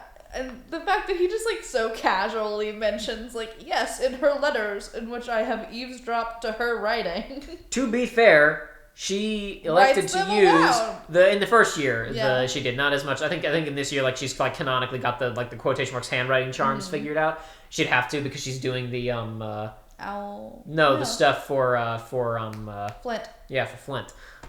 So I guess she just stopped doing the dicto quill at some point. Yeah. Or I think he mentions he might have read over his shoulder a little bit. Oh yeah. Too. But no, it's these people are all sneaky assholes. These Slytherins. I listen. I wouldn't do so well in Slytherin House because I'm very paranoid, and I wouldn't trust any of those mother effers if they were doing this kind of crap. I would not make any friends. Yeah. And see how well that worked for Rigel. Yeah, it's true. But the my other note after the bit about them saying you're gonna work yourself into the ground was Harry's internal self-righteousness and dismissiveness at her friends' concerns is just chef's kiss. I have written down.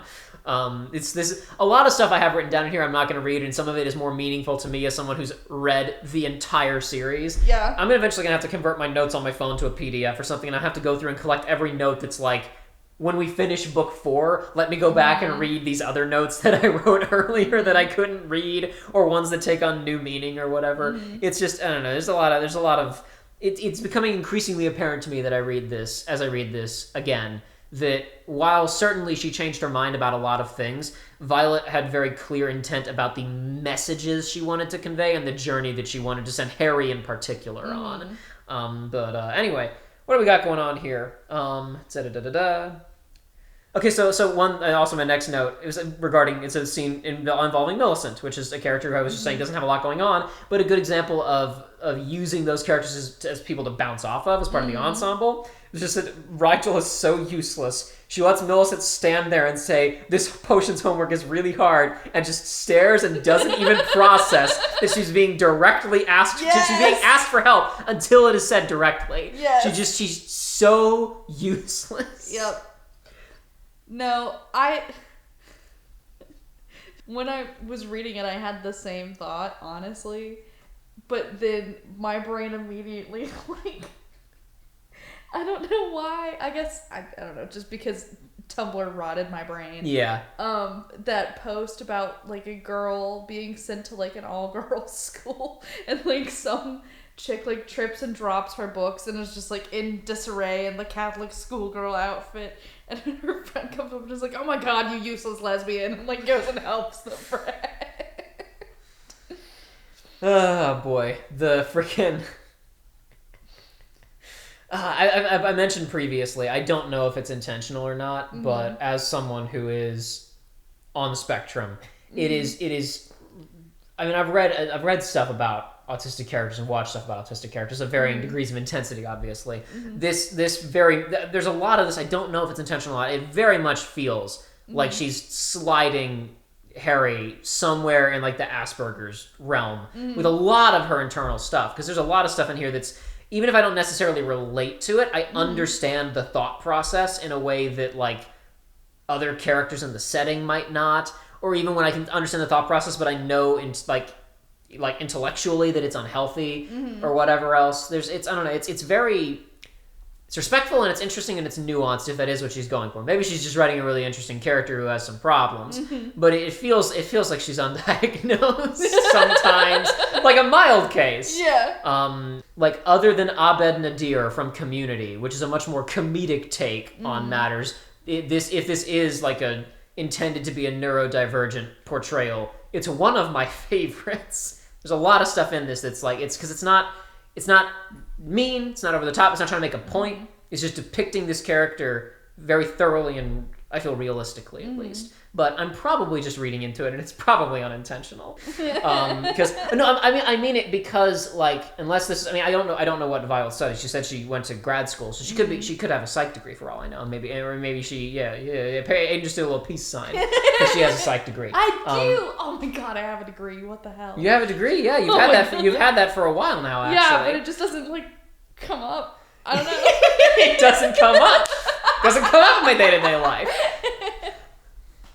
Could have been a plumber. That would have come up in my everyday life. But the I just meant like it feels again, maybe it's just coincidental. She's just writing the character that way, but it feels in many ways like it's being written by someone who is either deliberately trying to write about that experience, or someone who knows someone who's had that experience or who's studied that experience in some way, shape, or form. I could be completely off base. She has said nothing to that effect, and I am in no way qualified to make any kind of diagnosis on anything. Yeah, and I feel like within the context of like the wizarding world and everything, even if it was an intentional choice to put Harry on the spectrum, like I don't think it would ever be said. Because they probably don't know. They probably don't know what autism is. They probably don't know, and they probably don't care. Yeah. I mean, I don't know about not care, but like they don't. That's just not like a thing. It's possible that they're aware of like more extreme forms, but I imagine their like psychology programs are pretty limited, so they probably aren't going to be able to identify lesser forms. I wonder about like dyslexia and shit. I feel like they'd have to figure out what dyslexia is. Like that would be noticed at some point. Yeah. But who knows? Wizards are stupid. Yeah. Wizards are just a pack of dumbasses, really. Yeah. I just can't imagine like having all of the like written material and stuff and having dyslexia. Like this is right after the bit where Millicent was asking for homework help. Rigel comments on the possible deliberate, unhelpful, and unhelpful. You're talking about dyslexia as well. Rigel comments on the possible deliberate and unhelpful obtuseness of their potions textbook, and Millicent responds, "You should write a translation of the textbook for normal, not obsessed with all things dried and pickled people. You'd probably make a killing."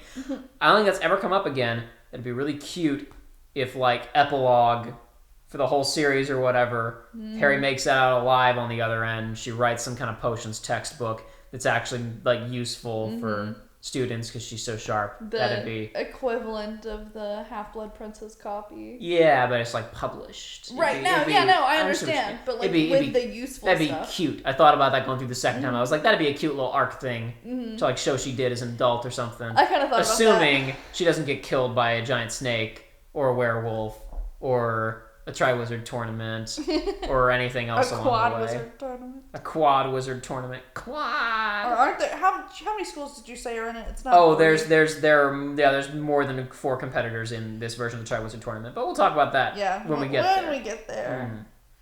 Which will be a while. This was me freaking out. This is Violet. If you are listening to this, I have a demand. Okay. For the next chapter of Book 5. Okay. Here it says, whoa. Rigel is talking about how there are all sorts of things she doesn't know / wishes she knew, and mentions Pansy can play 3 instruments. What? Which ones? I need to know what instruments Pansy plays, because I do not think this ever comes up again. Oh. So I must know. Yeah, especially since wizards have all those freaking weird ones. It's not like, oh, I bet she plays like the clarinet, the harp, and the piano. She plays the toad. Just like from the 3rd movie. Yes. She plays the toad. I'm sorry, I don't know why that's tickling. During the Halloween feast, Draco and Pansy discuss how they feel like they don't have any recourse to aid or repay Rigel, since he never shares his problems with them, but meanwhile is always there when they need something. Yeah.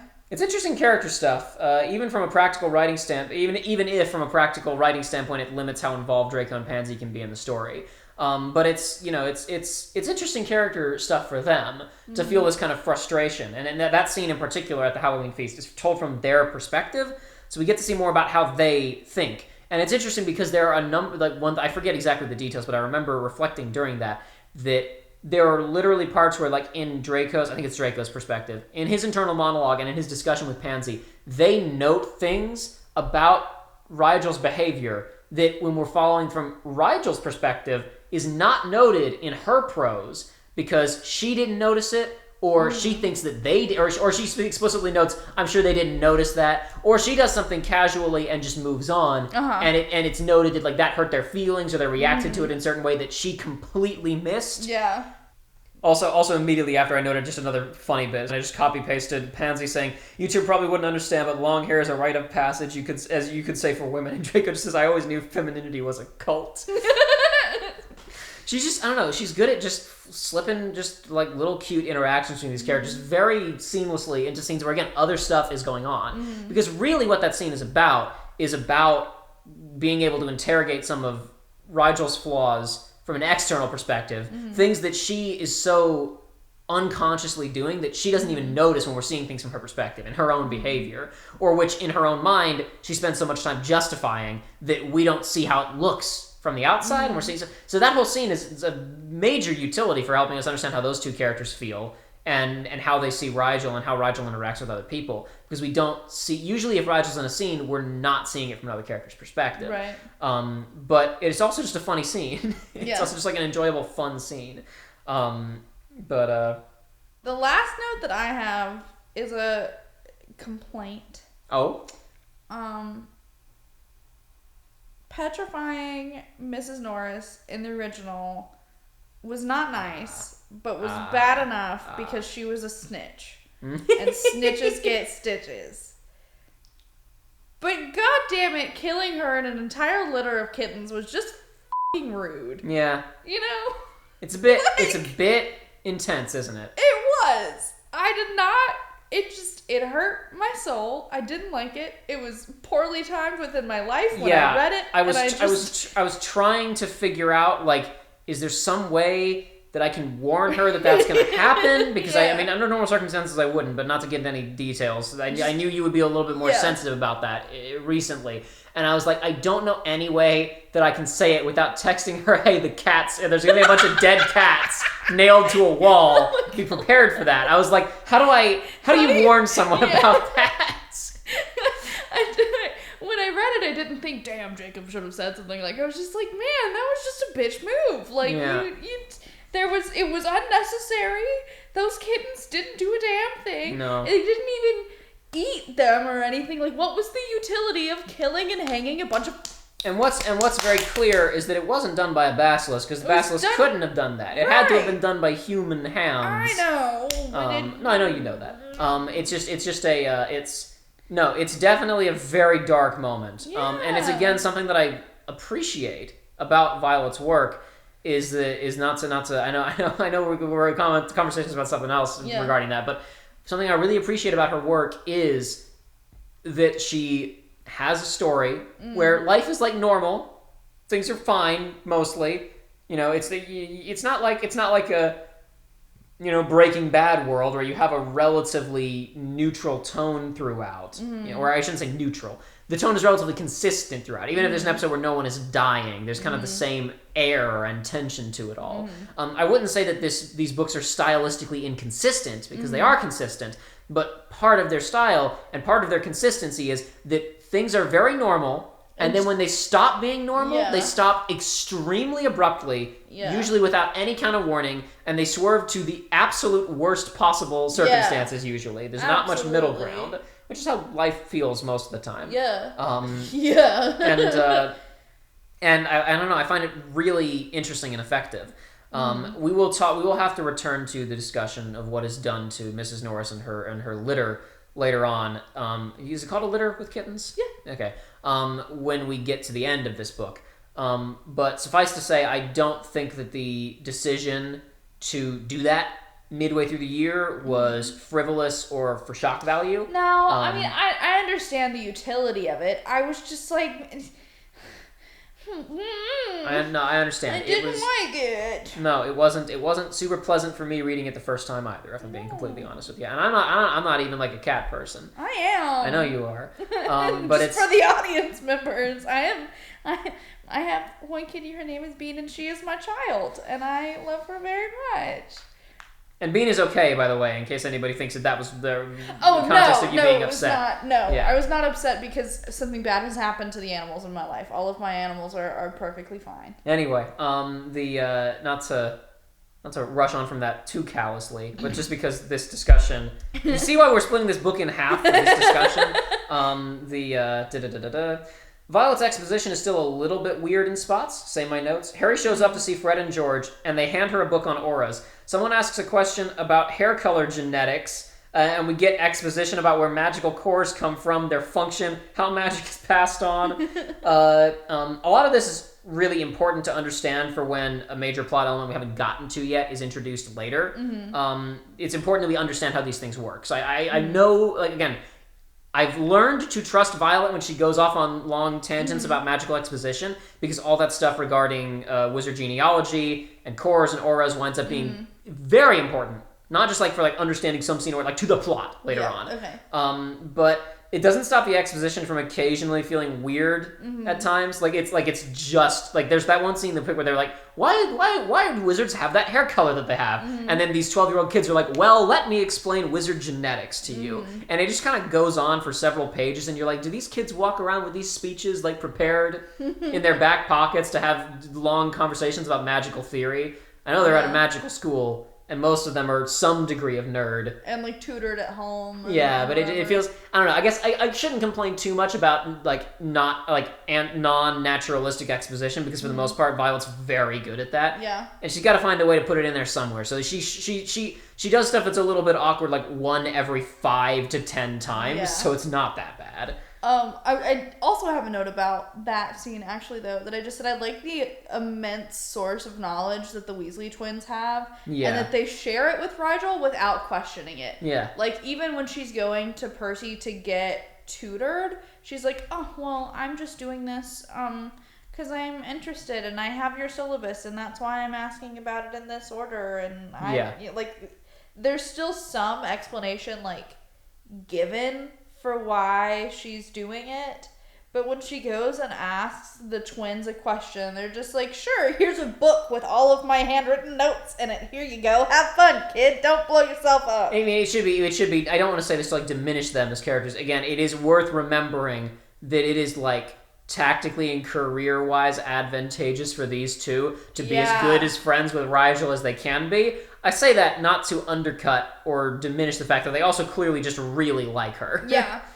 Well, and a point I thought you were about to make also is that career-wise and moving forward-wise, to come up with all sorts of pranks and stuff, they have to have the knowledge. knowledge. Oh yeah, I mean they're brilliant in the canon too. Yeah. They have to be really smart to develop that stuff. Yeah. And I feel like in the canon it's not as emphasized. Yep. Especially in the movies. If you haven't read the books and all you've There's seen, no time in the movies. I don't hold that against the movies. I don't either. I'm just saying, like, if your only impression of the Weasley twins is the movies, you have no idea that they're just so freaking cool.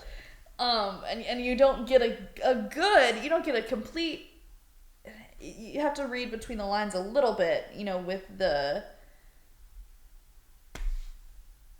Wow, Aidan, the original books. I just words stopped. Hey, listen, for a moment there. Listen, I've been listening to myself talk and edit that for hours. Like I've listened to now many hundreds and hundreds of hours of myself talking. I will never judge anybody for stumbling over words briefly. But in the original books, like you get a good idea, but not a complete picture. You still have to kind of read through the lines a little bit. Mm-hmm. But in this one, there's such, I don't know. I feel like we spend a little bit more time with them. We absolutely spend more time with them in this. They are bumped from minor to major supporting characters. But it's definitely never, like, it doesn't feel like it's for no reason. That's the thing. I said this to you before we started reading it, and I think I talked about it in the first book. Yeah. The Weasley twins are such big fan favorites that when I realized they were going to be kind of prominent parts of this, I was like, that was a warning bell for me of this is a fan shoving in with their fan service favorite characters, and it's like, no, these two have explicit utility to the plot of the books. They have explicit utility to the tone as well, because they are the only characters that Rigel interacts with who allow themselves to behave in that way. Yeah. Because she's not around wacky, goofy people. So it's really important to manage the tone and the comedy of the whole thing, to balance the types of people she's interacting. They're immensely valuable to the structure, pacing, and plot of these books.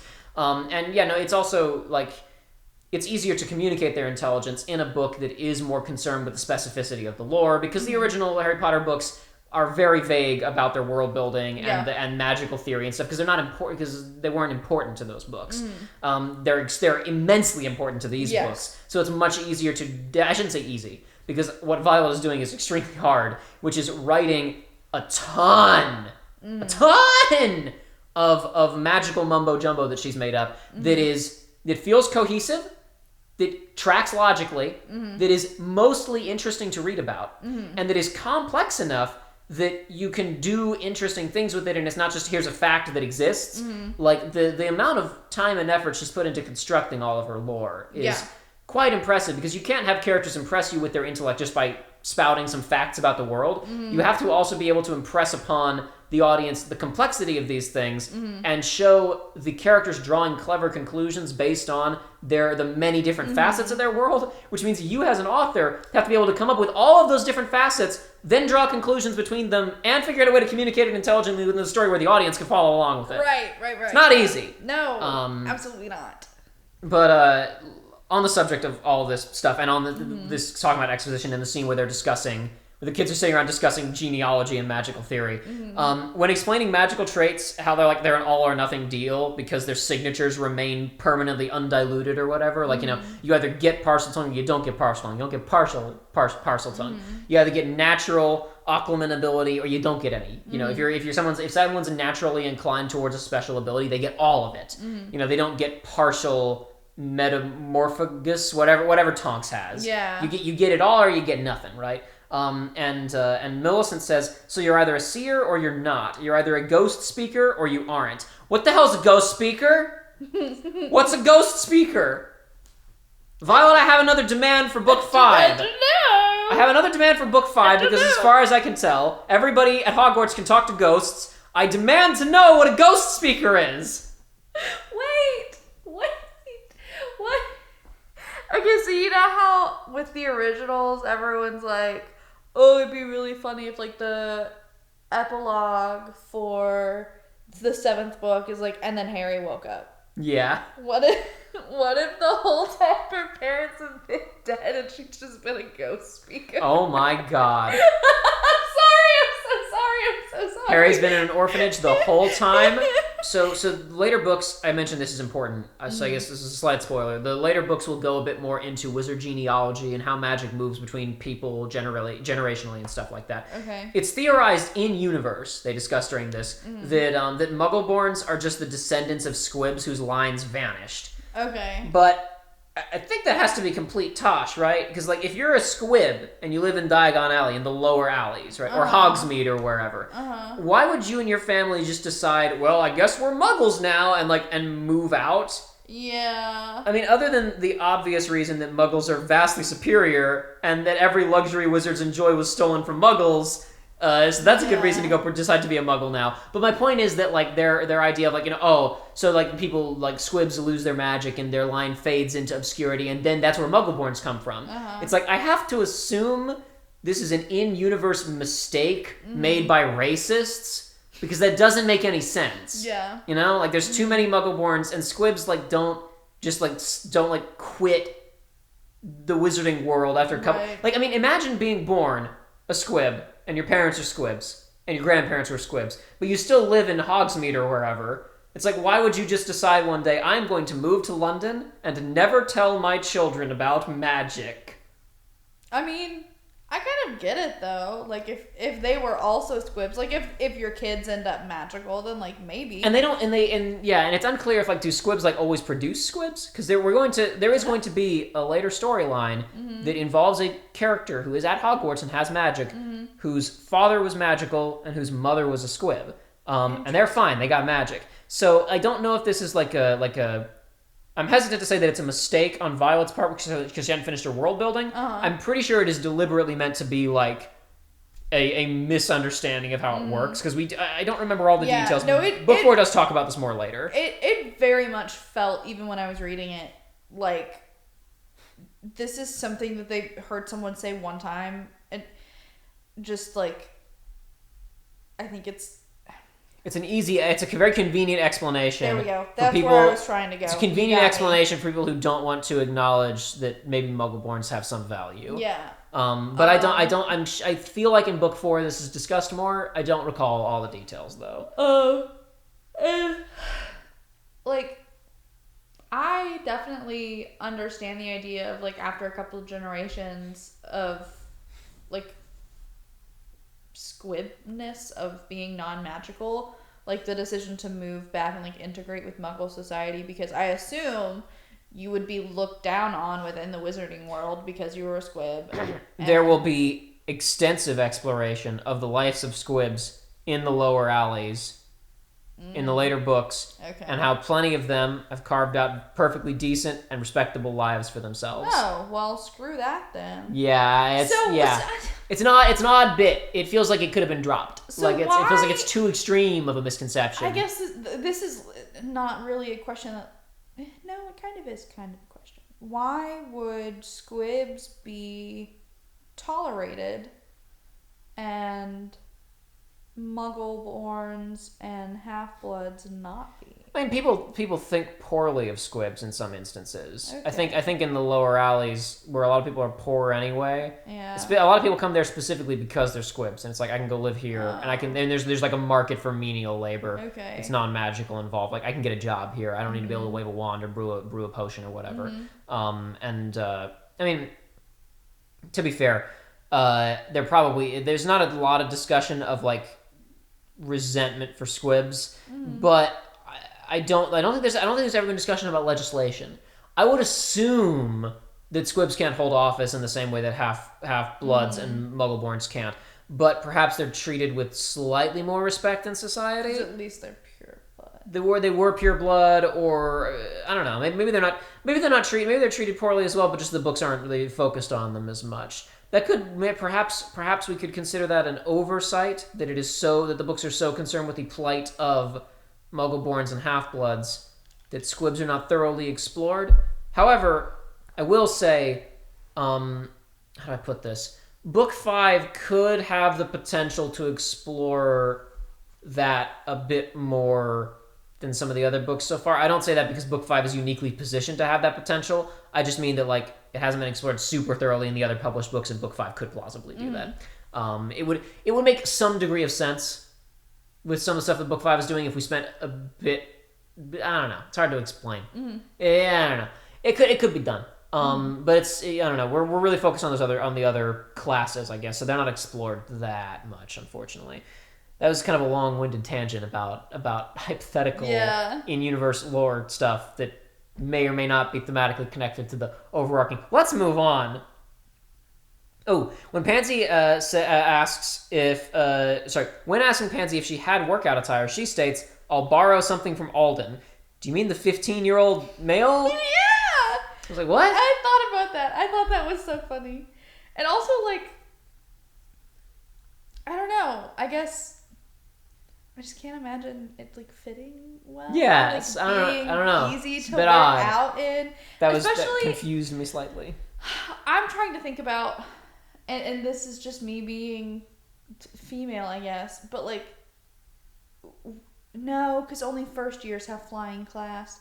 Do they not have any sort of, like, PE or maybe, like... That's among the many things of, like, wow, wizards are stupid. Is like, they don't seem to teach, like, math or, like, normal skills that people need to, like, live and do things in life. And they don't seem to have any kind of physical education program. It is mentioned, I'm not sure if it's in the 10 chapters that you've gotten through. Okay. It might be in the back 4.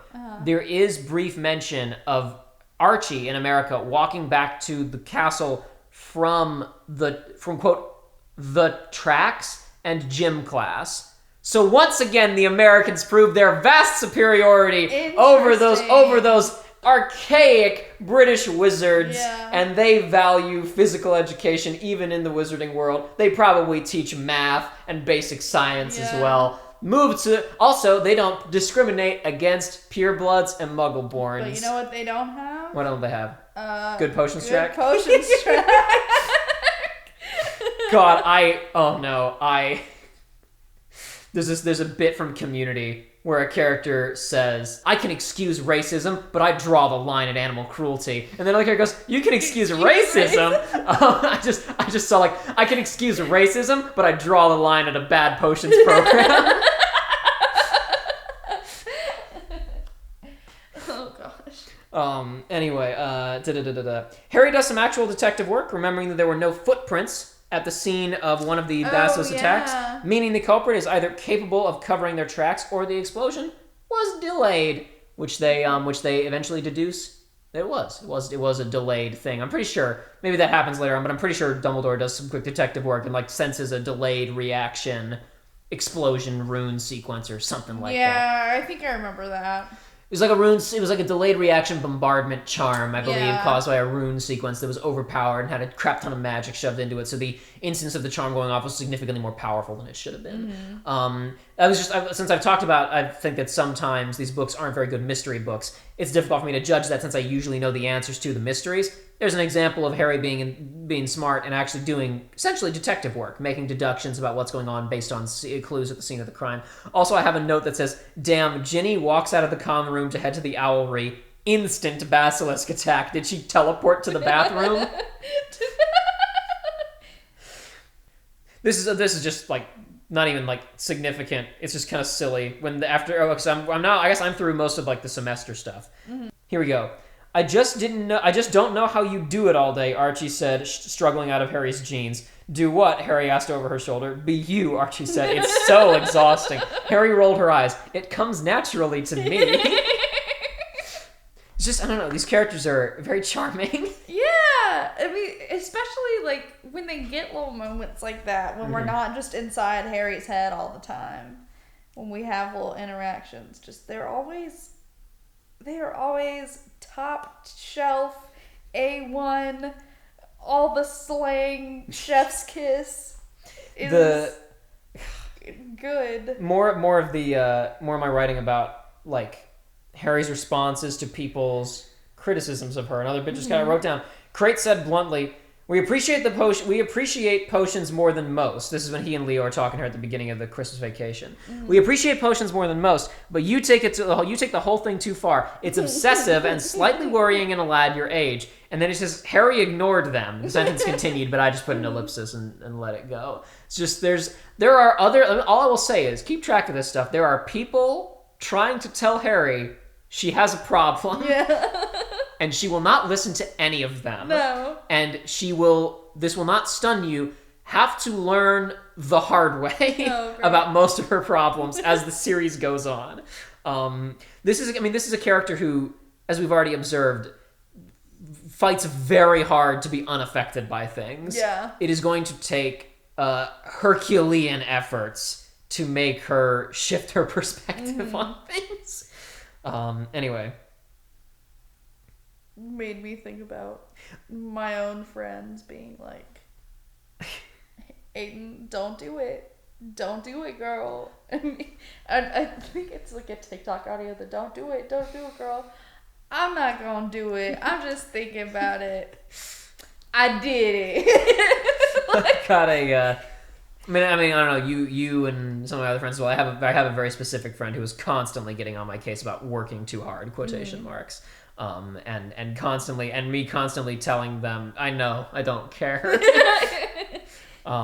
This is all, again, just like Violet's just got some really interesting, like, the way that her characters perceive the world and thus the way that she writes about them. There's a bit when Leo takes Harry to her apartment. Yeah. Basically to say, like, hey, what's going on here? Yeah. She says, Harry stared back at him, considering whether it would cost her anything to try bluffing. That's such an interesting sentence. Yeah. Considering whether it would cost her anything to try bluffing. Just, I don't know. There's a lot of fun stuff like that. And even like... that was also just like a really interesting scene. Yeah. Well, when they... I have set bit of that copy down here. It's like when they shift inside and like... It's always interesting when you get into scenes where Harry can't, like, neutral her way out of it, where she can't just, like, be blasé, and, like, seeing what gets her to tipping points. Because when she tips, it usually happens pretty quickly. But it's always fun seeing her pushed there. Because it's always by characters who really, truly know how to get in her head. Yeah. Or, like, in the instance of, like, characters like Draco, don't try most of the time until they get really fed up, and then they really push back against her. But, like, Leo says, because basically Leo's discovered that Harry pretends to be a boy at school, right? This is like the fact that you pretend to play the boy even there. You know that's crazy, right? You can't just pretend to be someone else forever. And then she cuts him off and says, don't ever tell me what I can and can't do, Leo. Harry's temper flared, and that last remark hit a little bit too close to home. I'm not one of your subjects. Yeah. And just like it's, again, number one, it's like you have a character inadvertently stating broader themes that are going on.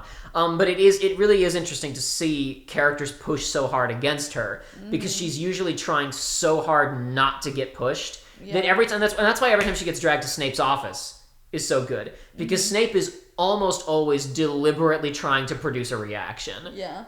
He's always trying to get her to have a reaction to something or to get her to reveal something she otherwise wouldn't. And she has enough respect for him and enough fear of him and he's intelligent enough that he can push her that way. Yeah. And Leo's one of the only other characters that can get close consistently. Yeah.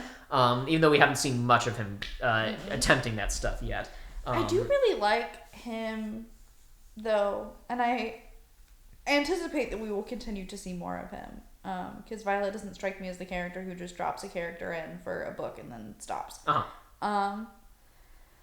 So I am enjoying Leo's character, at least through the end of chapter 10. Through the end of chapter 10.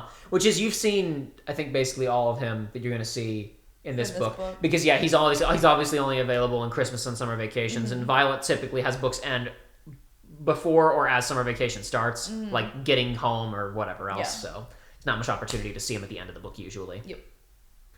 But no, it's like I said before, I really think he's a valuable concoction to be able to have in this, regardless of the Alana the Lioness riffing or whatever. Like, because you need that space for Harry. It's not even used much in this book, and its utility is already extremely apparent. And you're going to be spending a lot more time there in the next two, in the lower alleys, with these other characters. And I also, one of my notes was like, so with Leo and like the rogue, is he just the rogue, or is the whole anyway, whatever. His little jolly band of thieves or whatever. He and that whole crew, like when I first kind of found out about them and like met them, I was like, these people are going to be important in the fight for Harry. Like, I can see them crossing over into Harry's. We have to be equal because poor people and rich people are equal, and so are half-bloods and purebloods. Yeah. She's setting up a lot of. The whole thing is exploring systemic inequality. Yeah. And giving us the economic inequality side of things to explore, which is often the harsher dividing line between people, even than race, language, nations, belief systems. It's an important aspect of the story. And I will say that, because there's quite a few characters down there that we've met, and so far I feel that a lot of them fall into kind of a similar camp to what I was saying about like Blaise, Millicent, and Theo earlier, of like they're like a little bit too detailed to be like minor supporting characters, not detailed enough to be major supporting. They're in this weird twilight zone of characterization. But characters like Leo and Crate, and some other people we're going to meet, and even Mrs. Hurst, like they all feel like the appropriate level of detail that they need. I suppose it's important to have the large roster of people there, or else it will feel small, and it shouldn't. It should feel alive and bustling. So having a large number of named characters, even if a lot of them aren't necessarily super important, is valuable. Yeah. So I can see the utility in that, if nothing else. But it's the usage of those characters is interesting, and you can definitely see this sense of. I don't want to put words in your mouth, but like in your mind, reading this, where do you imagine this stuff going long term? I don't know. It's hard to think about it not becoming the big wizarding war that we're familiar with from the originals. Well, it's hard to think of what could cause a, number one, a good finale, and number two, a cataclysmic shift in society, because one has to assume that the end game is some kind of actuated change, right? And it's like, how does one bring that about? So actuated. Whatever. I don't know what the word I was looking for there was, but it wasn't actuated. I don't know. Don't worry about it. I'll figure it out. The roots and everything, it made sense to me. Anyway. The sound of the word was right. Yeah. It said realize. Some kind of caused change. Yeah. But like having met Riddle twice and having seen him both times engaged in conversation that was a touch suspicious. And kind of seeing the Sow party as the replacement for the Death Eaters, and just kind of having met what I feel like is at least close to the full cast at this point. Maybe you can close. So I keep thinking about it in terms of we're going to have a big fight between the two people, right? And to me, now that we've got the people in the lower alleys, them joining the light wizards and fighting the icky Death Eaters, you know. But if we're not having that, having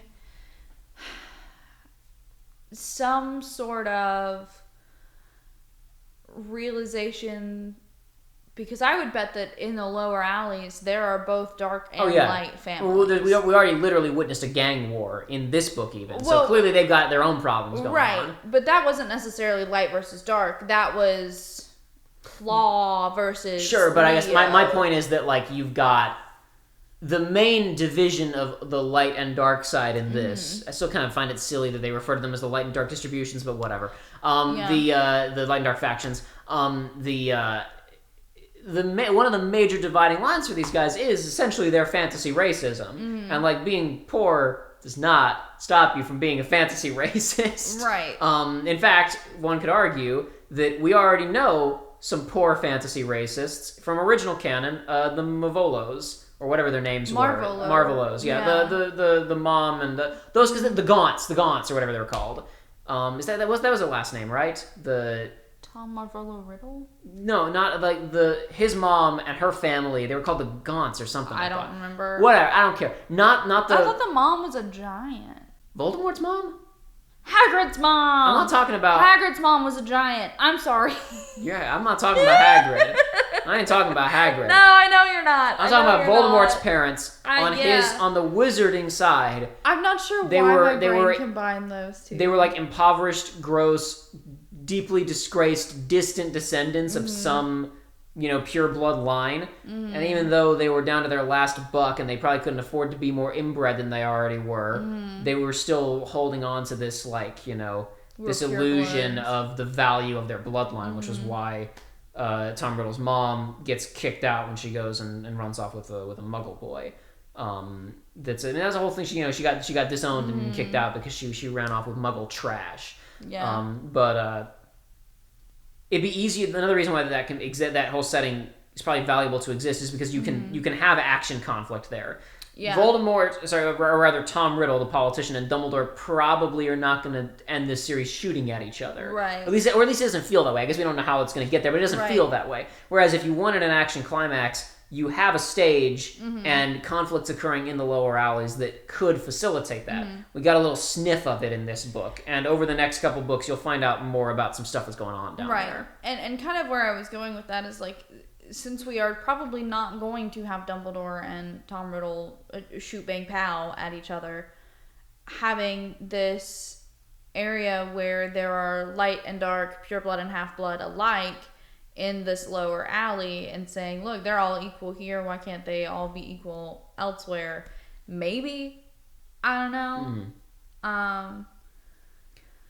And we're obviously in completely uncharted territory with a lot of this stuff because J.K. Rowling was not great at world building. Yeah. I mean, I make excuses that it was just a fantasy for fun book, but also a lot of it was severely detrimental to the work, and we don't understand anything about wizarding society really, because as far as we know, there's one school in 2 small towns in all of Wizarding Britain we ever find out about. How do these people exist? How do they survive? What does being impoverished look like in the wizarding world? What does being rich look like in the wizarding world really, other than the just the simple aesthetic of a mansion versus a shack?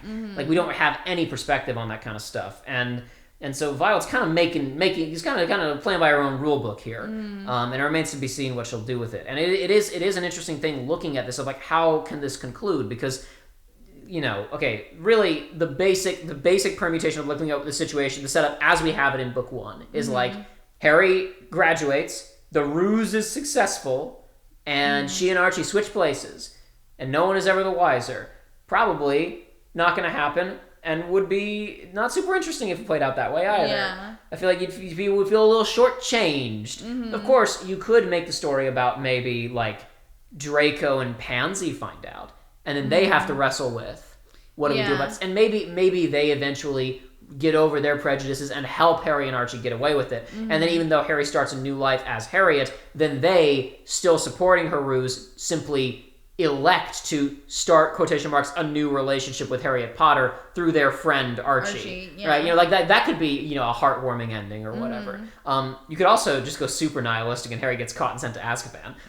But it's, if we are to assume that this is going to have some kind of positive and larger scale outcome of change, which you would hope for in just a story in general, unless he was trying to make a different kind of point, then you would assume that probably there will be legislative action. Yeah. That seems like that's the end game of legislatively enforced equality. Yeah. And equity in some form, in that you've got Harry coming out on the other end of this being extremely skilled and powerful and hopefully garnering some respect in the wizarding world, since there's already discussion even where you are about sexism in the Potions Guild, in addition to blood politics and crap.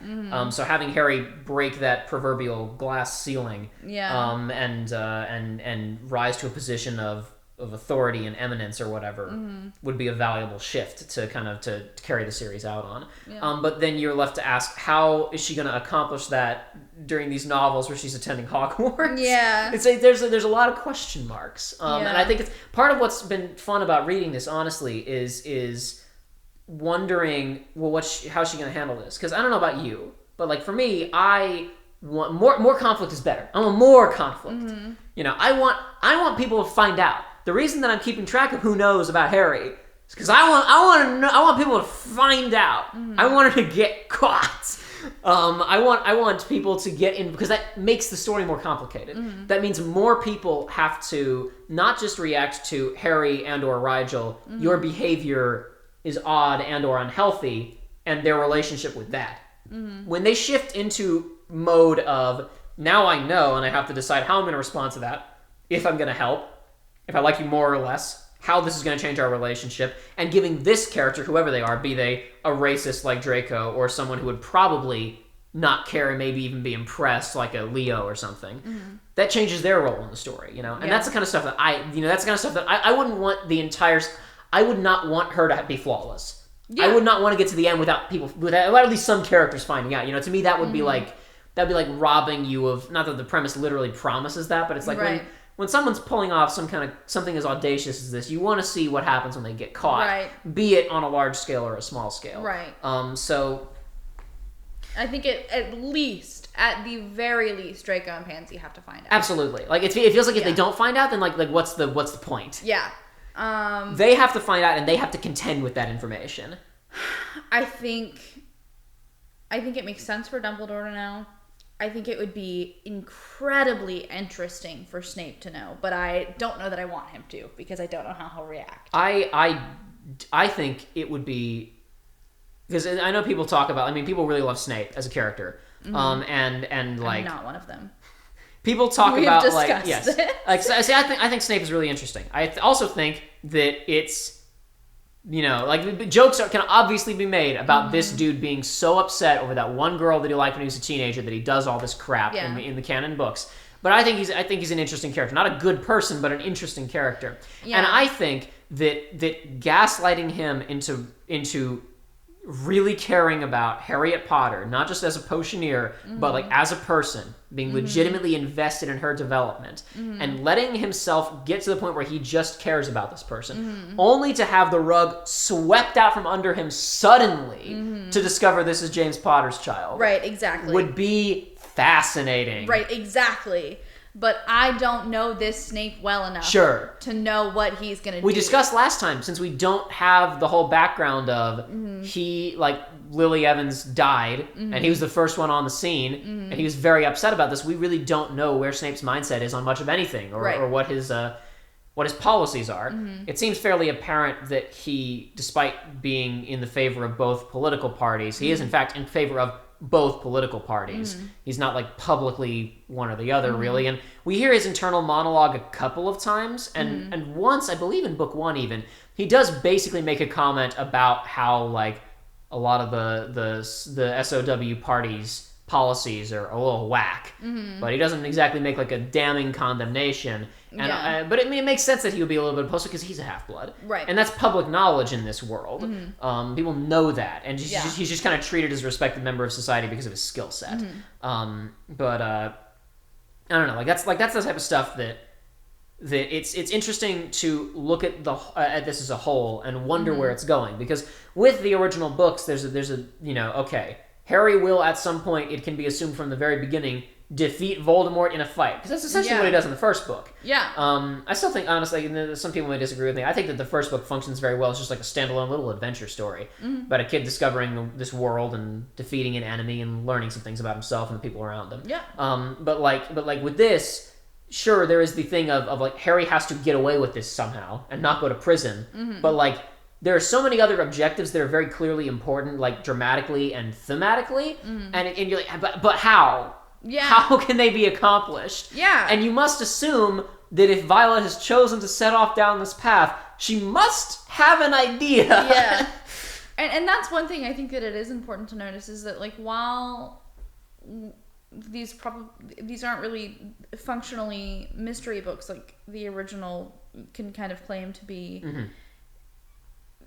you and I are not novice readers. We're generally thank you. We're generally pretty good at picking up on things, and yet you're several books ahead of me at this point, and neither of us really know exactly how our end goals are going to get accomplished. Well, to be completely fair, Aidan, I am having this discussion with you from the perspective of we are in the middle of book 2. Some of the things I've been discussing just now, I do have a slightly clearer picture. Okay. I will not claim in any way to feel that I know exactly what's going to happen to conclude the series, but I do have a clearer picture of certain aspects. But no, it is like it's very interesting, and I think that's part of what pulls you along through this. Because you're really going like, okay, sure, like Harry fooling people and going to school and their interactions with their friends are cute and fun, but where is this going? Yeah. What's the end goal here? Because it can't just be, and she goes to school for 7 years and doesn't get caught. Right. And that's the end of it. Right. Something's gotta go wrong eventually. And I don't know. And I hate that for her, but oh my god, am I gonna enjoy seeing it? Like, absolutely. Yeah. Absolutely. God. Okay. So my next note in here was James got Harry a voucher for Christmas. To be fair, it was a voucher for her, to quote the book, her favorite bookstore. Oh, but still, yeah. It's very funny. I thought it was funnier that Lily got James a tie. And he was like, oh my god, I love this tie. And she was like, you it's a joke. stupid It's a simp. joke. I know you don't like ties. Simp. But anyway, it's just, I find it interesting. Like, you have a bit earlier on in this, because like we're kind of like post James being a actively bad dad, it seems like. But there's like brief mentions of stuff that he did in the past. Like there's an anecdote she gives early on in the book that's like, where is it? I'm scrolling back up in my notes. I had somewhere higher. She started ignoring things that she didn't want to think about when she was young, like when her father had rolled his eyes at her potions magazines and bought her a broomstick, then again when he presented her with a snitch and frowned when she pointed to the bludgers. There's a bit, I don't think you've gotten to it yet. It might be even in book 3. There's brief mention that she started putting different sleeves on her potions books because he started, quotation marks, accidentally losing them for her or throwing them out. And it's like, that's not good parenting at all. And it seems like he's gotten significantly better. But it's nice to see him still like it seems like he seems to have learned at this point that wasn't a fad, or like she's interested in potions and he's supportive of that interest, but he does not understand his daughter. Right. And he's like, and to be fair, like, I mean, I think everybody has a difficult time giving gifts to certain people sometimes, and you always have that temptation of, I'll just do cash, or I'll do a coupon for a store that I know they like because I don't know what to do. But it's just like, it's not just a funny little detail. Like, I think it's valuable characterization that James gets Harry a coupon for a bookstore. Yeah. Because he's like, I love her and I'll support her, but I don't know how to make her happy. Yeah. I also really liked, you kind of mentioned when Archie is like, how do you be you all of the time? It's exhausting. I think that was because he made the comment about, like, I think your dad has been trying to make up for the last 11 years of not paying any attention to your interest in potions and is asking me all of the stuff that I just do not know. Yeah. No, it was kind of nice to see him be like, oh, I have been bad dad, must be good dad. Yeah, it's a little bit unfortunate just for the writing overall, because a lot of like who James was exists in implication, or Harry simply explaining it, so we don't get to see it, but we can see echoes of it. It's stuff like the voucher, which may seem like a stupid thing for me to get hung up on and write down in my notes, but I was like, no, I think this is valuable. And we get enough anecdotes about stuff that he did when she was younger that we get it. I did really like most of the Christmas like gifts and stuff that were given, like the tie with James as a joke was funny, and the remember all for Archie, and then Archie giving Harry like a nice kind of gender neutral watch. I thought that was really cool. Yeah. Ramus giving her bigger weights because she's working out more, getting swole. Yeah. So I was in my apartment doing ab crunches, getting strong. I literally laughed so hard the other day that my abs were sore for 2 days. Happens. I mean, these things happen. For 2 days, my abs were sore because I laughed so hard. I've done that before. It's been a long time, but was good times. Moving on to the New Year's Eve gala, which Harry is invited to, and which Sirius attends. I don't have it in my notes. We get our first glimpse at Regulus Black, who obviously in this universe is not dead. Yeah. Did not die effing with Voldemort, screwing with his Horcrux plan. Yeah. But clearly not on very good terms with Sirius. I'm not quite sure, and I mean this honestly, having gone through 4 books, exactly what utility he serves to the plot yet. Most of the time when he shows up, it's when Harry as Rigel and Sirius are at a social function. He's there to create tension, possibly problems. But I'm not quite sure of his long-term utility to the storyline. It doesn't necessarily have to have anything. not every character has to be omni-important. Yeah. This is again essentially a character who's an OC because we never met Regulus. We read like a fragment of a note from him, and that's all we know about him. Because by the time we found out about him, Sirius is already dead, so he couldn't even tell us about what he was like. Yeah. In the canon material. But anyway, I have a note written down. Rigel notes when Rookwood does magic on Rossier that the house must be warded against the trace of underage magic. But again, Harry uses underage magic outside of the house a ton. Yeah. Even in this book, she uses it to heal Leo at the clinic. Yep. Maybe we're supposed to believe that like the dancing phoenix/dragon is warded or whatever. But are you telling me that Leo, who again is 16 in this book, isn't doing magic constantly? Yeah. Running around doing his thing? It's like it feels like she should have just dropped it as a concept. And there's one more... No, there's not. Because, again, I started reading book 3. There's a mention not of the trace, just of I don't think anyone here would snitch. Yeah. So I think she does drop it. I don't know if she mentions it again after that scene where Rookwood knocks him out with the spell on the balcony. Yeah. After Harry eavesdrops on a conversation between two of the most important men in the world. Yeah. So... And then he puts up, like, a bubble so that they don't hear... Bellatrix and her husband doing it. Yeah. I will say, I think I mentioned to you that Bellatrix is in this, but again, on the subject of restraint on fan service stuff, not much.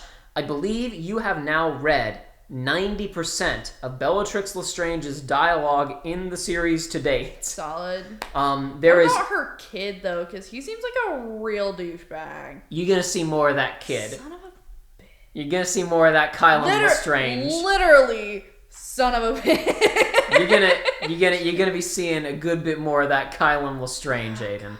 He's such a prick. Oh yeah, he leaves quite an impression for like the 1.5 scenes he's in. And he just... That's another example I was talking about of now she has basically warned us with that knife in the back and that guy in the alley at the beginning of this book. Okay, these are mostly PG-13, but understand there are people out there who are playing on a rated R rule set. Yeah. And when he shows up and says that stuff that he says, it is such an escalation. It was over anything we've ever heard a character say in the series before. Yeah. It is so, and I think it works that way because no one has ever talked about it before. It's so shocking when you get to that. I kind of appreciated too that we got a little bit of a glimpse like into what the other kids standing around were thinking. Yeah, where they were like, we obviously don't agree with him.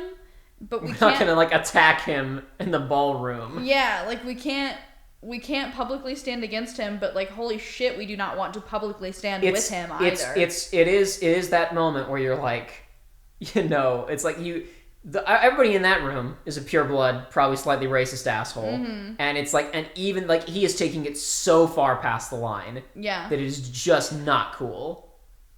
Not everyone there may have been pureblood. I guess you're right, because some people may support the party who aren't, but... some people may support the party that aren't, but weren't Lily and James and Harry Potter all invited? No.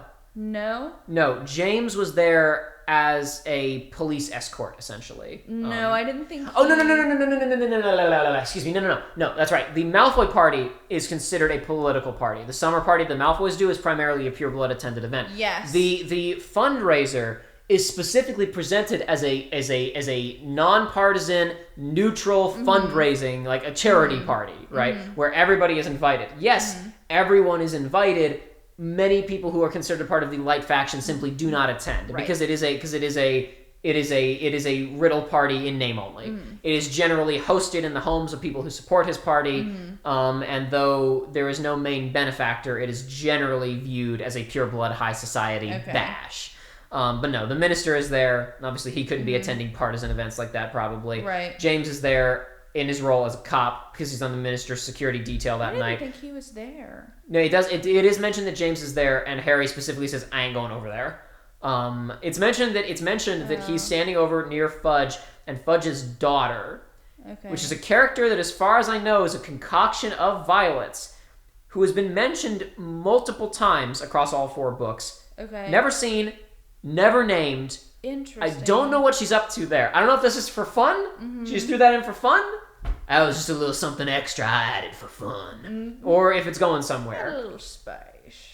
But there's a bit, because like there's comment of I think in this one Draco's like, my dad told me I have to go dance with Fudge's kid for the first dance, that little brat. And then there's another similar moment at a New Year's party because this party becomes a reoccurring thing in the later books. One of the later ones, I believe, has a similar moment where someone comes into the friend group and is like, ugh, I just had to spend 10 minutes talking to Fudge's daughter. Can't stand that bitch. And it's like, what? Why? Where are we going? Yeah. How old is she? Why is she not at Hogwarts? Is she too young? Is she too old? Who is this character? I don't know. I don't know if it's just a goof for fun, for shits and giggles. I don't know where it's going. She's not there. It might be that she's not there because she's half-blooded. She could be half-blooded. I was going to say no. Fudge could have a half-blooded wife. Right, exactly. Absolutely nothing to stop him. He would have been married and probably in office before any of the legislation was pushed. He probably wasn't the minister, but he would have been in politics. Yeah, he would have been a politician, and he could have already had. Yeah, he could have already. In the 80s, it's not recent. Yeah, the series is set, I assume, in the 90s. Even though they're kind of doing what the movies do, where it's like it's kind of displaced in time. Mm-hmm. It's somewhere between 90 and 2010. Yeah. 2020. It's just kind of like the vague. Early aughts. Yeah. But yeah, so because I believe canonically Harry's born in 80, and the law was passed in 81. Mm. It's never mentioned in Violet's what year Harry was born in. So it's never mentioned what relation the law has to her birth. But it is specifically mentioned that before the political split, when there was this upset over basically the bad guy party like packing the vote by voting at night and cause like basically just cheating. Yeah. It's politics. That's politics. That was what caused the social and political divide to deepen harshly, and caused these people to completely split up socially as well. Because it's mentioned several times that before that, Sirius and Diana and James and Lily did participate in these higher society circles and interacted with some of these people, which is mentioned specifically because it's commented that some of the parents of our characters had seen Harry and Archie when they were very small children. So it would make sense if she was born a year or two before. So we can assume that means she was born in 80 as she originally was canonically. I'm pretty sure that canonically she was born in 80. Who cares? Let's move on. Because we must discuss the conversation that Harry overhears on that balcony. Indeed. Not the one between Bellatrix and her husband. So Aidan, do you recall what goes down in that conversation? Basically, they're saying there's an agent at Hogwarts who is not Snape. That specifically they say Snape is not involved in whatever's going on because he needs plausible deniability. That's what they say. And there's an agent there doing things, and Voldemort trusts the agent as implicitly as he trusts himself, which makes me think: is he still making Horcruxes, and has he still made the journal? But that's me. So he says that there's an agent that I trust as implicitly as I trust myself. And I wouldn't open the Chamber of Secrets, so I know the agent isn't opening the Chamber of Secrets. Because Lucius is basically coming in to saying, what's going on? Yeah. What's the plan? I'm hearing about petrifications. It's the same as it was 50 years ago. Yeah. Why is this the plan? What are you up to exactly? I mean, the evidence certainly seems to be stacked in some degree of favor of similar shenanigans. Again, since they bothered to say Lucius had a fight in the bookshop, something weird's going on with Jenny. She's very overly concerned with mental powers, and we have that brief instance where Harry's inside of her mind and she refers to a he. Again, could won't like it if you're here. Could be a head fake. Yeah. But the dominoes are starting to fall on this one. And yeah, it makes me feel like we've got a similar like. She's talking to... But see, the thing is, it doesn't even... Now that I'm thinking about it more, it doesn't make sense to have her talk to a young Tom Riddle, because she knows who the hell Tom Riddle is now. It's true. We talk about Tom Riddle. We didn't talk about Tom Riddle in the OGs. We talked about Lord Voldemort. It's true. But Tom Riddle is now a household name. He could just identify himself as Tom and dodge around that. Maybe. I don't know.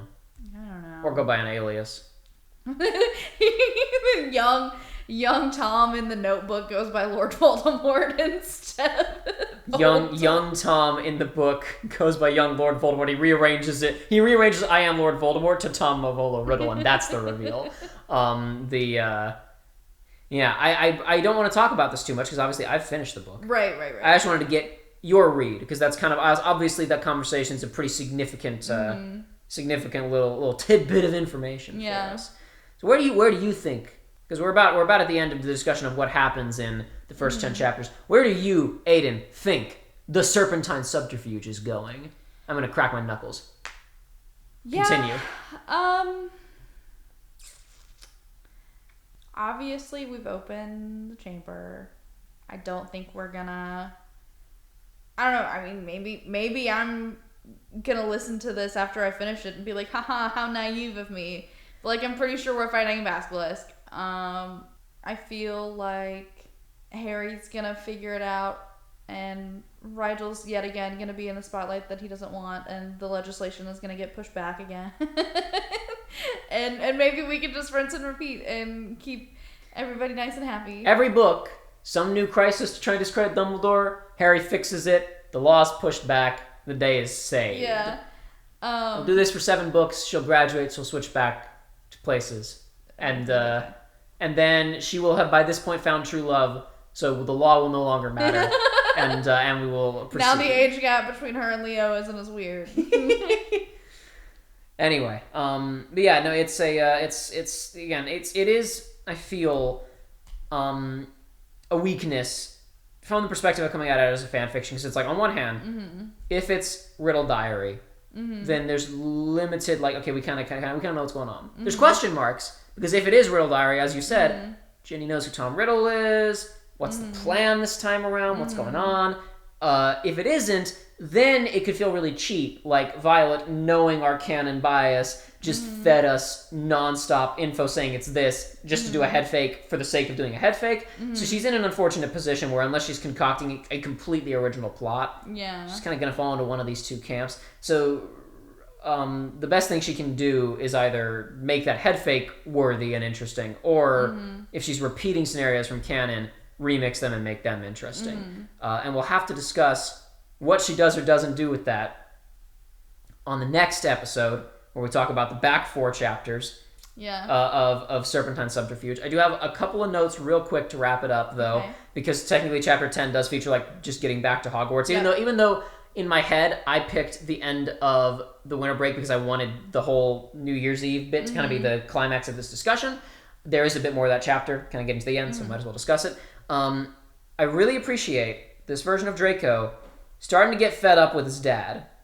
Yeah. There's a bit where basically Lucius is trying to get Draco to be a little spy, but he's failing to give him actionable data or directions. Yeah. It feels great, because he's trying to get Draco to figure out what's happening with the incidents at Hogwarts, what happened between Rigel and Kylam during the little gala, and it's like, dude, number 1, why would Draco know these things? And number 2, ask him or don't ask. Yeah. Have the respect. And it's interesting to get in Draco's head for a second. He's like, what do you want me to do? Yeah. Last year there was a magical illness going around, and you gave me no actionable data to protect myself because you were too concerned about protecting your own ass and not leaving a paper trail. You want me ask me to do something for you in person if you want. Don't write me a letter. Just ask me to do something. I'll do it for you or I won't. Yeah. Don't be this weird passive aggressive whatever it is you're doing with me.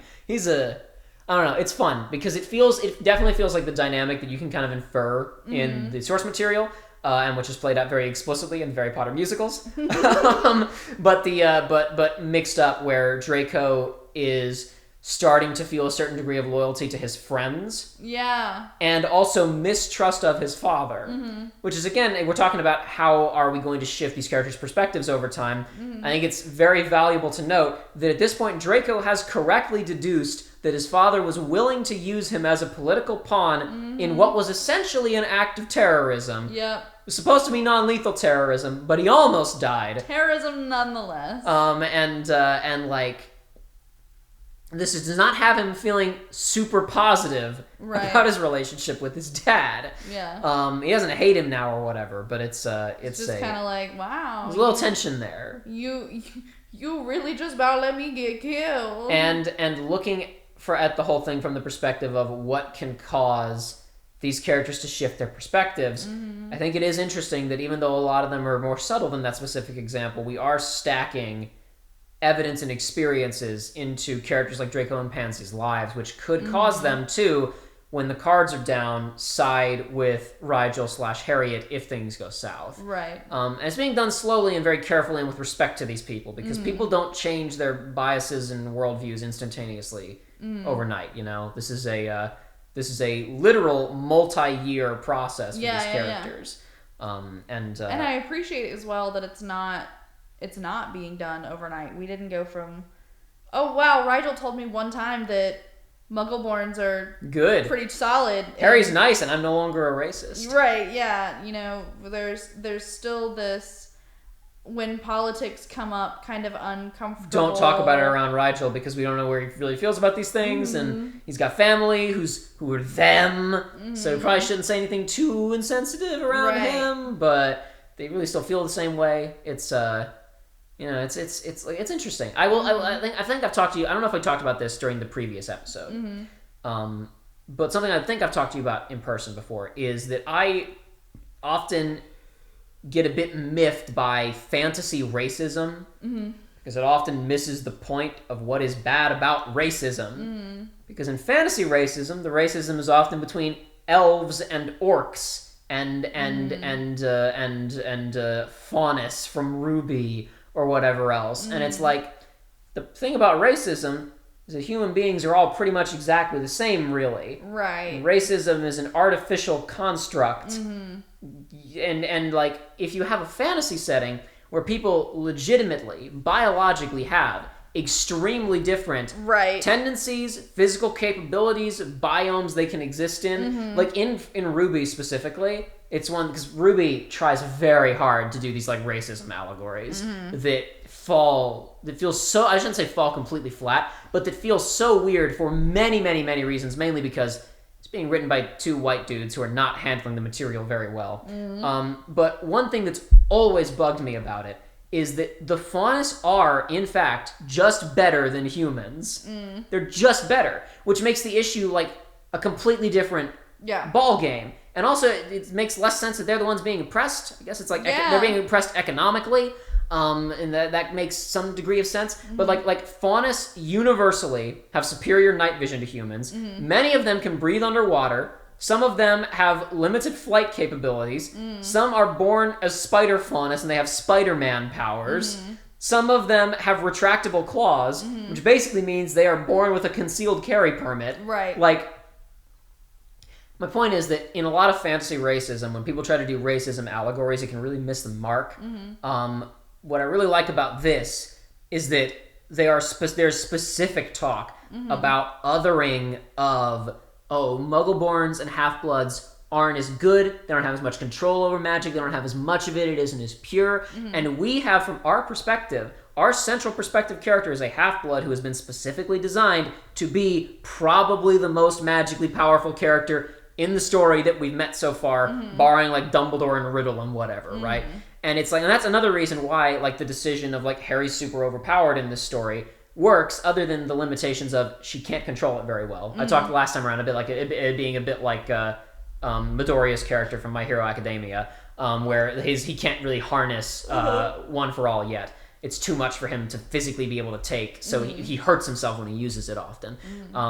You have that aspect of Harry's very powerful, but this creates more problems than it does solutions usually. Right. But it's also very important thematically to basically show immediately from minute one of the story that the entire philosophical foundation is complete bullshit. Of this entire faction of people, and it's so much sharper of a critique than so many other fantasy racism allegories and racism inequality allegories out there, because it shows that it is entirely, I guess I shouldn't say artificial construct, because that diminishes the fact that it is a construct that keeps people down, I guess. But it is an enforced construct by humans, not by any kind of nature or existence or difference between us.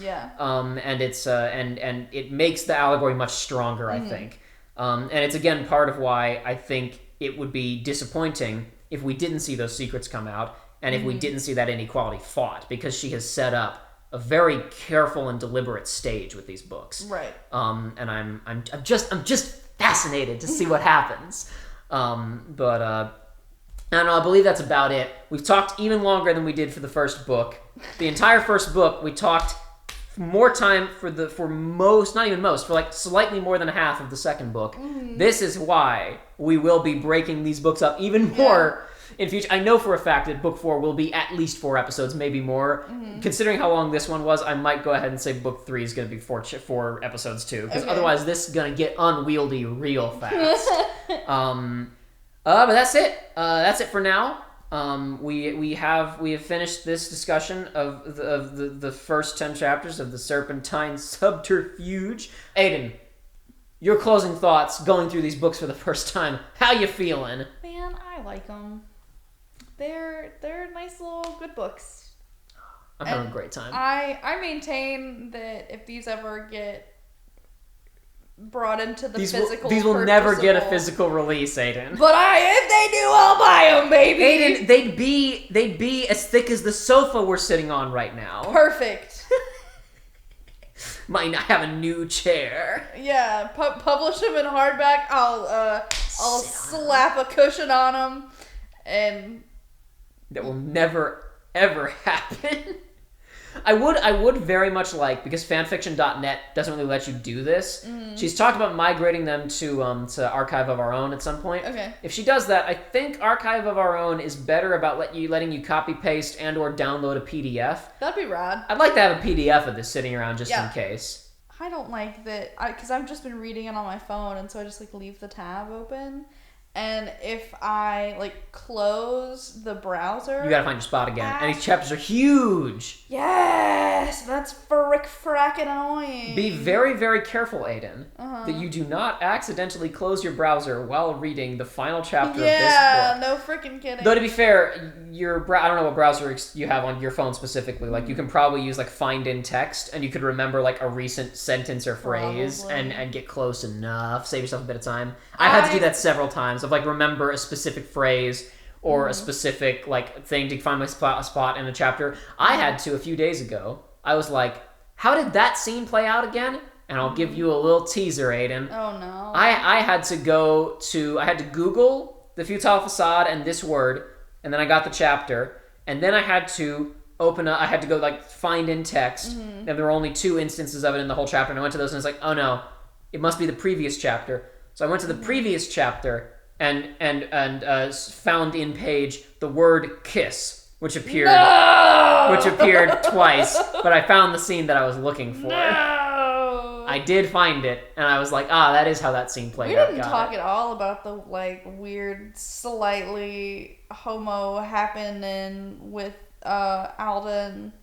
Oh yeah. Yeah. Well, I think I've mentioned already. This is a weird element that she brings up in the first book, but doesn't fully elaborate on. Is that heteronormative is just completely out of style in the pure-blooded world. That's the one area where they're progressive. Yeah. And Violet says that it's done because since the gene pool is becoming more limited, the options of pure-blooded families are becoming more limited without marrying people you already married a couple generations ago, same-sex marriages are not really frowned upon because it's important to preserve the line. And almost all the characters in this story are essentially written as bisexual, frankly. Yeah. There's only one character in the entire series that I can think of who explicitly goes, no, I think I have exactly one. No, that's not true. Because there is a mention, I think you may have already gotten to it, of Flint specifically being gay. Okay, maybe not. There's a very brief mention that Flint is gay, and pretty much and exclusively gay. It might be in the back half of book 2. Then my mistake. No, I think I vaguely remember, but I didn't necessarily interpret it as exclusively. Maybe I'm mistaken. That bit I inferred as them saying he prefers guys or something like that. I don't remember the exact phrasing of it. I kind of looked at it as men are more his speed entertaining. I don't know. Whereas a relationship, he's expected to have a relationship with a female to procreate, but men are more entertaining. There's that bit, and then there is a scene way later. There's one character later on who basically says, I'm straight and I'm not interested in the same sex. There is a God. In the first book, Violet talks about, and it's explored briefly later on, about how same-sex marriages are just not frowned upon because it's necessary. If, like, I don't want to marry into the same family I married into 2 generations ago. Mm-hmm. She doesn't really address the issue of, like, genetic reduction and like, conception. Mm-hmm. Of, like, okay, great, 2 guys got married, but how are they going to generate an heir? Like, the point is to maintain the bloodline and generate an heir. Mm-hmm. So if 2 guys got married, how does that work? Mm-hmm. There's some kind of magic thing here that's not being explained, of, like, maybe a midwife can conceive through a magical process, but using the genetic data of 2 men. Like it's not clear. And maybe the same thing can be done for 2 women, where there can be artificial insemination done between the 2. It's not via magic.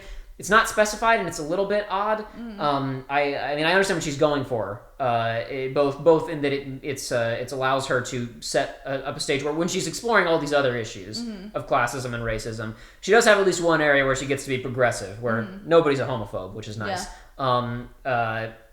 And obviously, I don't want to talk about this too much right now. I want to have more discussions later about how there is even though Harry does not have Harry's very confident in her gender identity. She's a woman. But there is certainly a major element to this story of passing, as it were. Yeah. And not just in even her, performing as a man, of presenting as a man, but even in her passing, like in her personality to other people, how she gets by with her family, among other things, which is, I want to talk about more later on. We have a bit more to discuss, because I think there's a lot of really interesting stuff going on there, because she's not a trans character, but there is a lot of trans subtext, which existed well before J.K. Rowling came out as a transphobe.